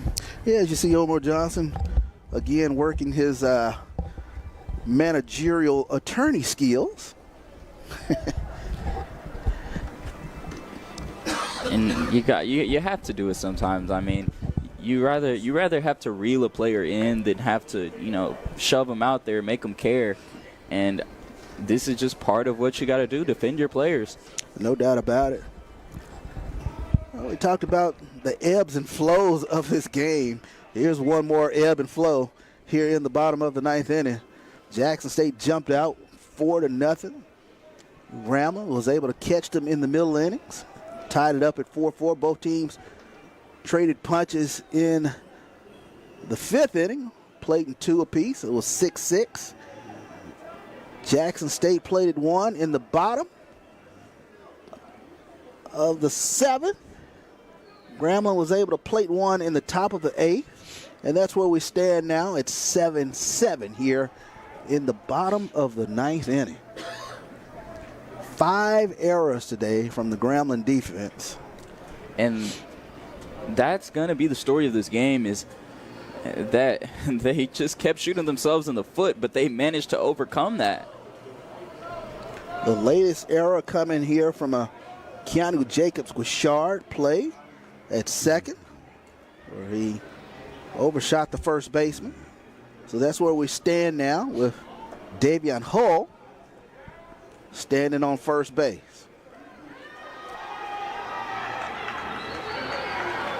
And it looks as though Hull has been kicked out of the game here.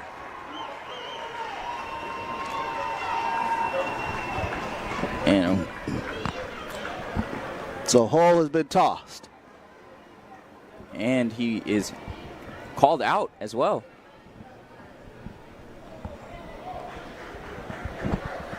I stand corrected as they bring in number 7. Yeah, we got a lot of action. To Silas Moore is now the runner now for Jackson State. Is apparently Davion Hull was tossed from this ball game. Of course, we had the little altercation there at first. So now after consultation, they have tossed Davion Hull from the game. And this is a real Dave Roberts situation. If you're more on first base, like 1 out, you have to move, and the entire field knows you're moving. Whew. Nice move that time from Allen to chase Moore back.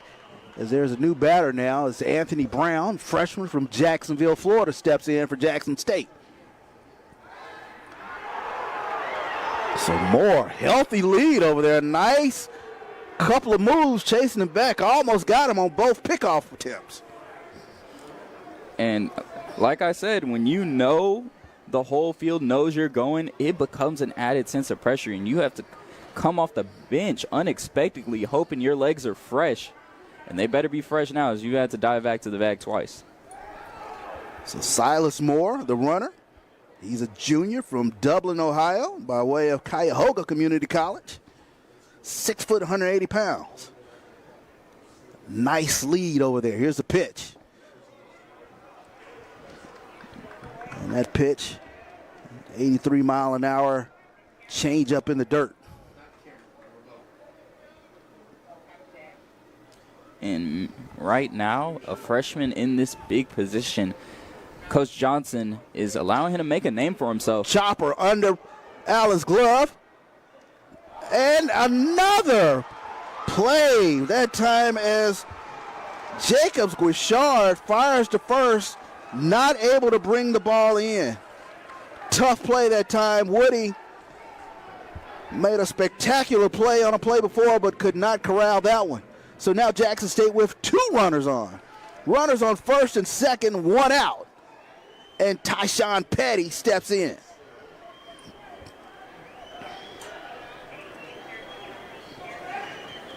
Petty today, he's 2 for 3 with 2 runs and an RBI. Winning run, standing on second in the form of Silas Moore.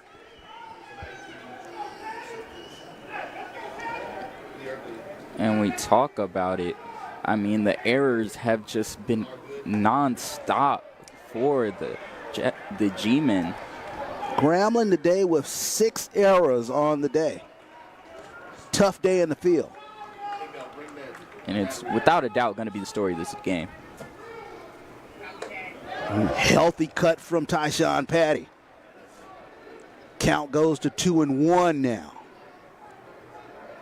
With 2 singles on the day and a walk, he's seeing the ball well. He's putting bat on ball, and he's swinging at good pitches at that ball. That one hit the left field. And the left fielder, Hill, will get under that, and he will bring it in. So 2 outs. As Patty got under that one a little bit. So now Robert Tate gets ready to dig in for the Tigers. And he missed that by about the thickness of a dime. Is just got a pinch under it. So winning run on second.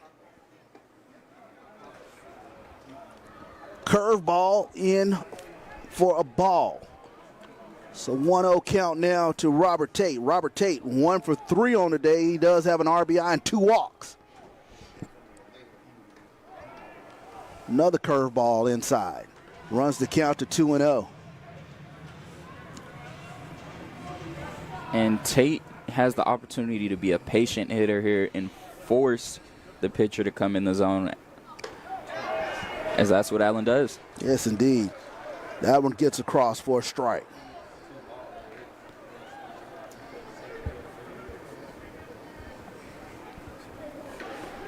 Two-one count here to Robert Tate.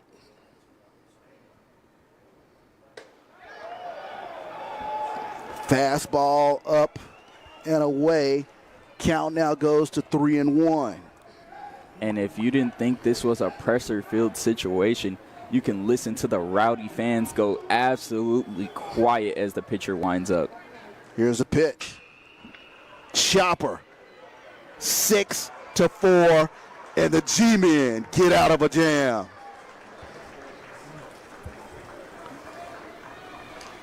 So Hayes to Jacobs Guichard, and we move now to the 10th inning.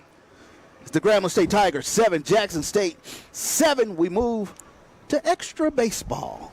We'll be back here in the Cactus Jack HBCU Classic.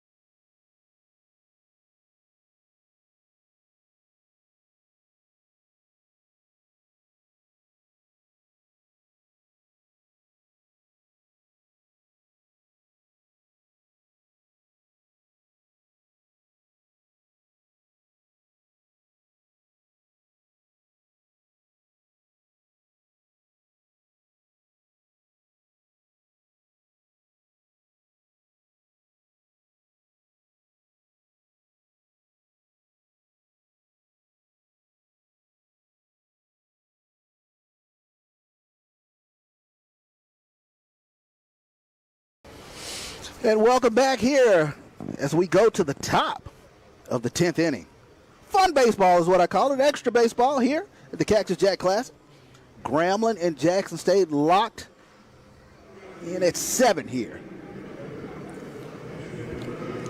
As Nkosi Ditter getting ready to work his 3rd inning here for Jackson State.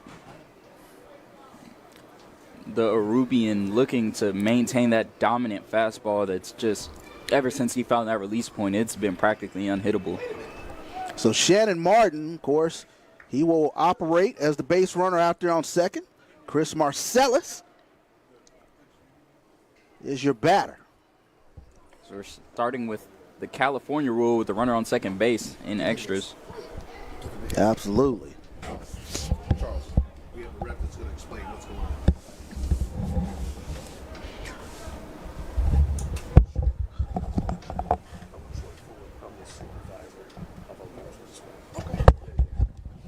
So let's welcome in Troy Ford, who is the supervisor for umpires here in the Southwestern Athletic Conference. And let's get a little bit of an explanation on what just happened here. As far as the extra innings? Yeah. Okay, so we don't play this rule in the conference weekends, but we do play this for this tournament. So what happens is for extra innings, we will start with the man on second base, and that will be the last out of the previous inning. So let me go back to the previous inning. We had the dust up there at first. So who exactly got tossed? What exactly happened on that? I don't know exactly, and I'll have a conversation with the umpires after the game, but from up here at the booth, it looks like that the first baseman for Jackson State was ejected for unsportsmanlike conduct. Understood. And so when you're ejected for unsportsmanlike conduct, you're not, because he did reach the bag safely. Mm-hmm. The runner was safe. We had a little unsportsmanlike afterwards, so the runner is ejected for being unsportsmanlike, but they still have a runner at the base, so they substituted another runner. Sure thing. As Grambling is able to move the runner over via the sacrifice, so Shannon Martin now at third. So we have two very competitive teams. History from last year, history from the tournament. Absolutely. I mean, you have just two good schools going at it, and sometimes our emotions get in it. But I think it's a very well officiated game, and it's a very well played game up to this point. Absolutely. And the guys have done a very good job. Absolutely, it has been. 7-7 is your score. As Jacobs Guichard, who's already gone deep in this game, at bat for Grambling. And this might be the most dangerous man in the room as he's gone yard. And he has a bunt, and he has a single, so he's been finding a way to get on base for sure as we get a hard shift from the infield. So as you see the infield playing in on the curtain. They do not want to give up that run there. So Silas Moore, who came in the game the previous inning, he goes out to left field. New catcher now for Jackson State is Devontae Wells. Fastball pumped in at 91 from Ditter. One out here, top of the 10th. As mentioned, California rule here in effect here at the Cactus Jack. Fastball up and just outside. 89 miles per hour, says the video board. That is one thing for sure that he has done today, win or lose. And that one hit deep. McClatty goes back. He'll make the catch. Tagging up is Martin, and Martin will score with no throw. So now Grambling goes back on top, 8-7. The RBI from Keanu Jacobs Guichard. Hasn't been a great day in the field for Jacobs Guichard, but he has done work at the plate. And that's probably his saving grace so far today, is that coach can't pull him because he's been so dominant at the plate. And right there is just a good example of doing your job, not trying to do too much, just trying to move runners. Another RBI today for Keanu Jacobs Guichard. So now Martavius Thomas steps in.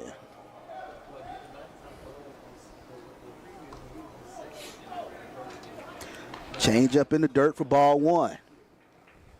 Caught the ball right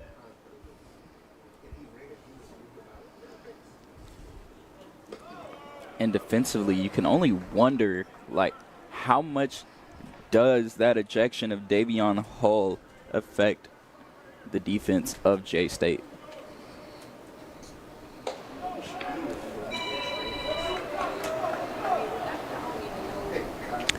Let me ask, is when looking at this rule here in the Cactus Jack, is there any discussion in terms of bringing that to the conference? Well, it's an international rule.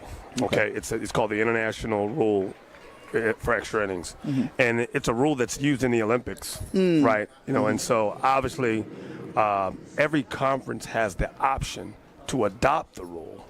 The SWAC, as well as a lot of conferences throughout the country, have elected not to adopt it just yet, right? Sure. Because it changes the game. It does, Okay? absolutely. To put a guy on second base, you know, it's a lot. You're coaching the game differently, so some coaches don't. They want to rely on their pitchers. They got better closers. They don't want to speed it up. They want to, you know, play it out. Some of our coaches across the country are just traditionalists. What conferences do we see the international rule?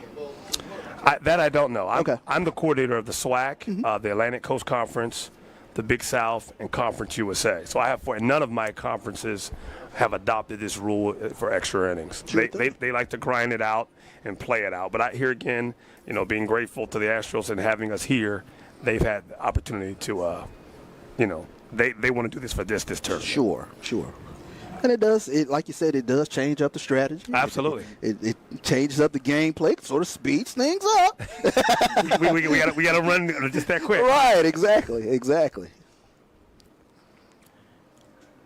Without a doubt. I mean, it's not like this game hasn't been short of its offensive firepower. Absolutely. Grambling 8-10 and 6 errors. Jackson State 7-8-2. Runner on first for Grambling. Here's the pitch. Nice, healthy cut from Hayes.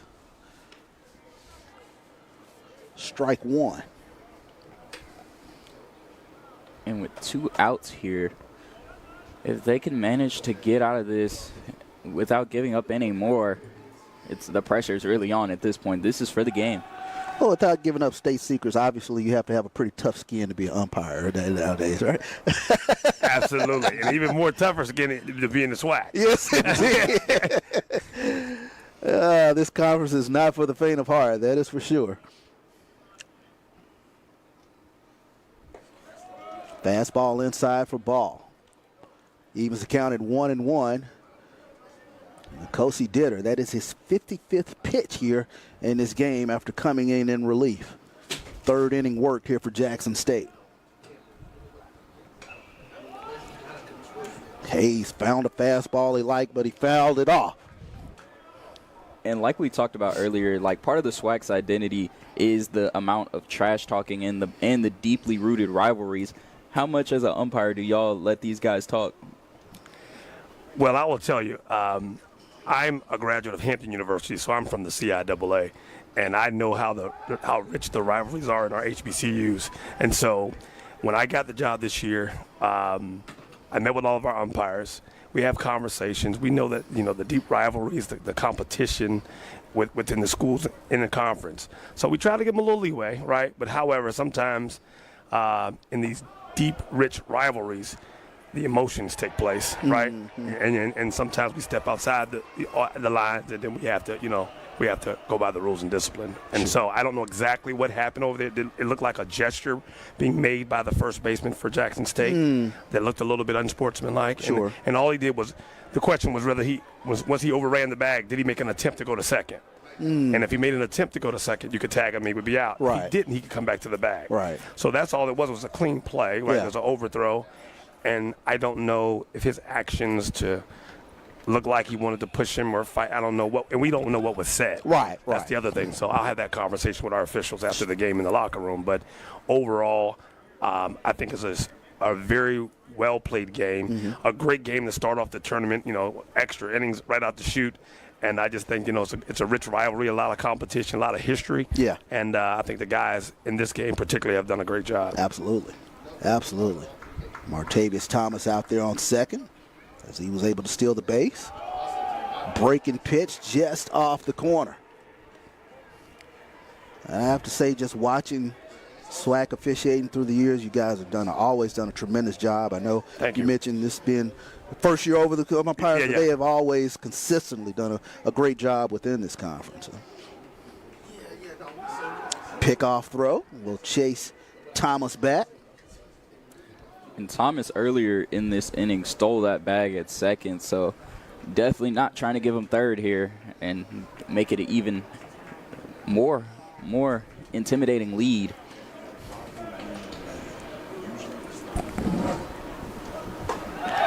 Fastball inside, and Hayes able to coax the walk. So the Grambling Tigers not done here in the top of the 10th. They've already plated one run. Runners now on first and second in the form of Martavius Thomas at second, Nyan Hayes at first, and now stepping in is Terry Burrell, the senior from Pinson, Alabama.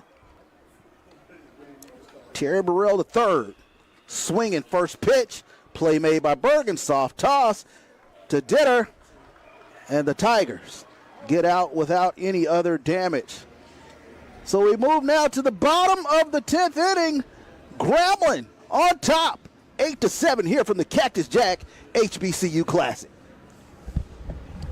Appreciate it. Yeah.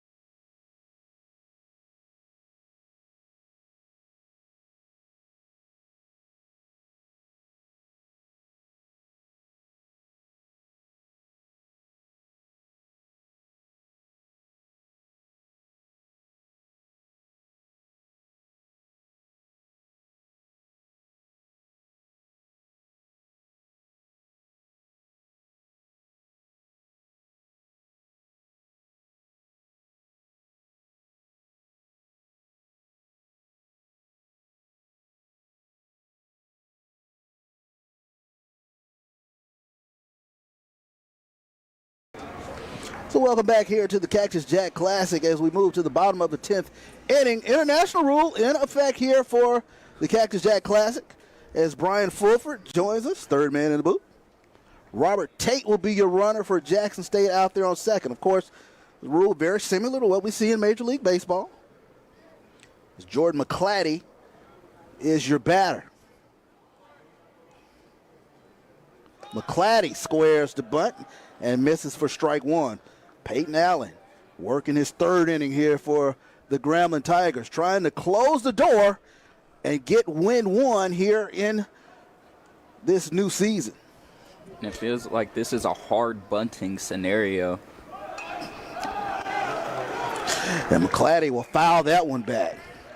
Charles, does this feel any bit familiar to Jackson State and Grambling State fans? Absolutely. It should feel. I had to go and look it up. Exactly. But yeah, it wasn't that long ago when somebody was up and then somebody ended up being down just like that in the last inning of the game. Exactly. Runner takes off. Tate, can he get there? He's out. Ooh, wow. What a throw. Ooh. Man, what that a was close. throw. Bang, bang, throw. Chris Marcellus fires him out at third. pitch was in the dirt, but the ball was close to Marcellus. He came up firing and makes a tremendous defensive play. Take a look.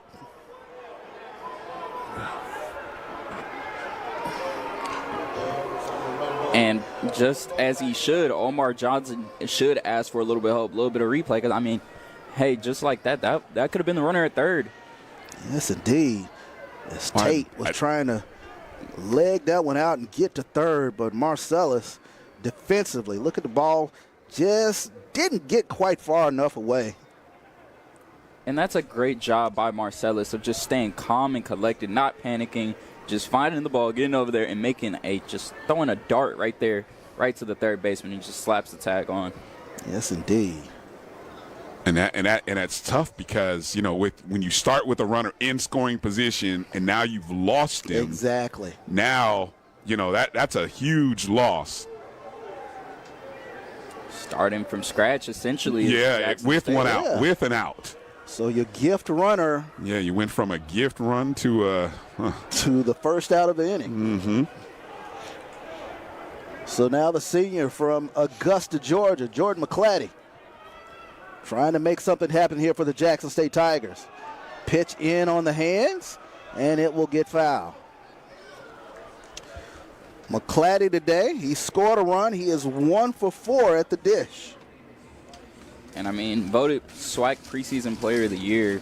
I mean, you still got to have faith in the guy. The guy can do damage. I mean, this game, as we've seen, has had some hard hit balls. And one swing of the bat, this could also be a tie game. Yes, indeed.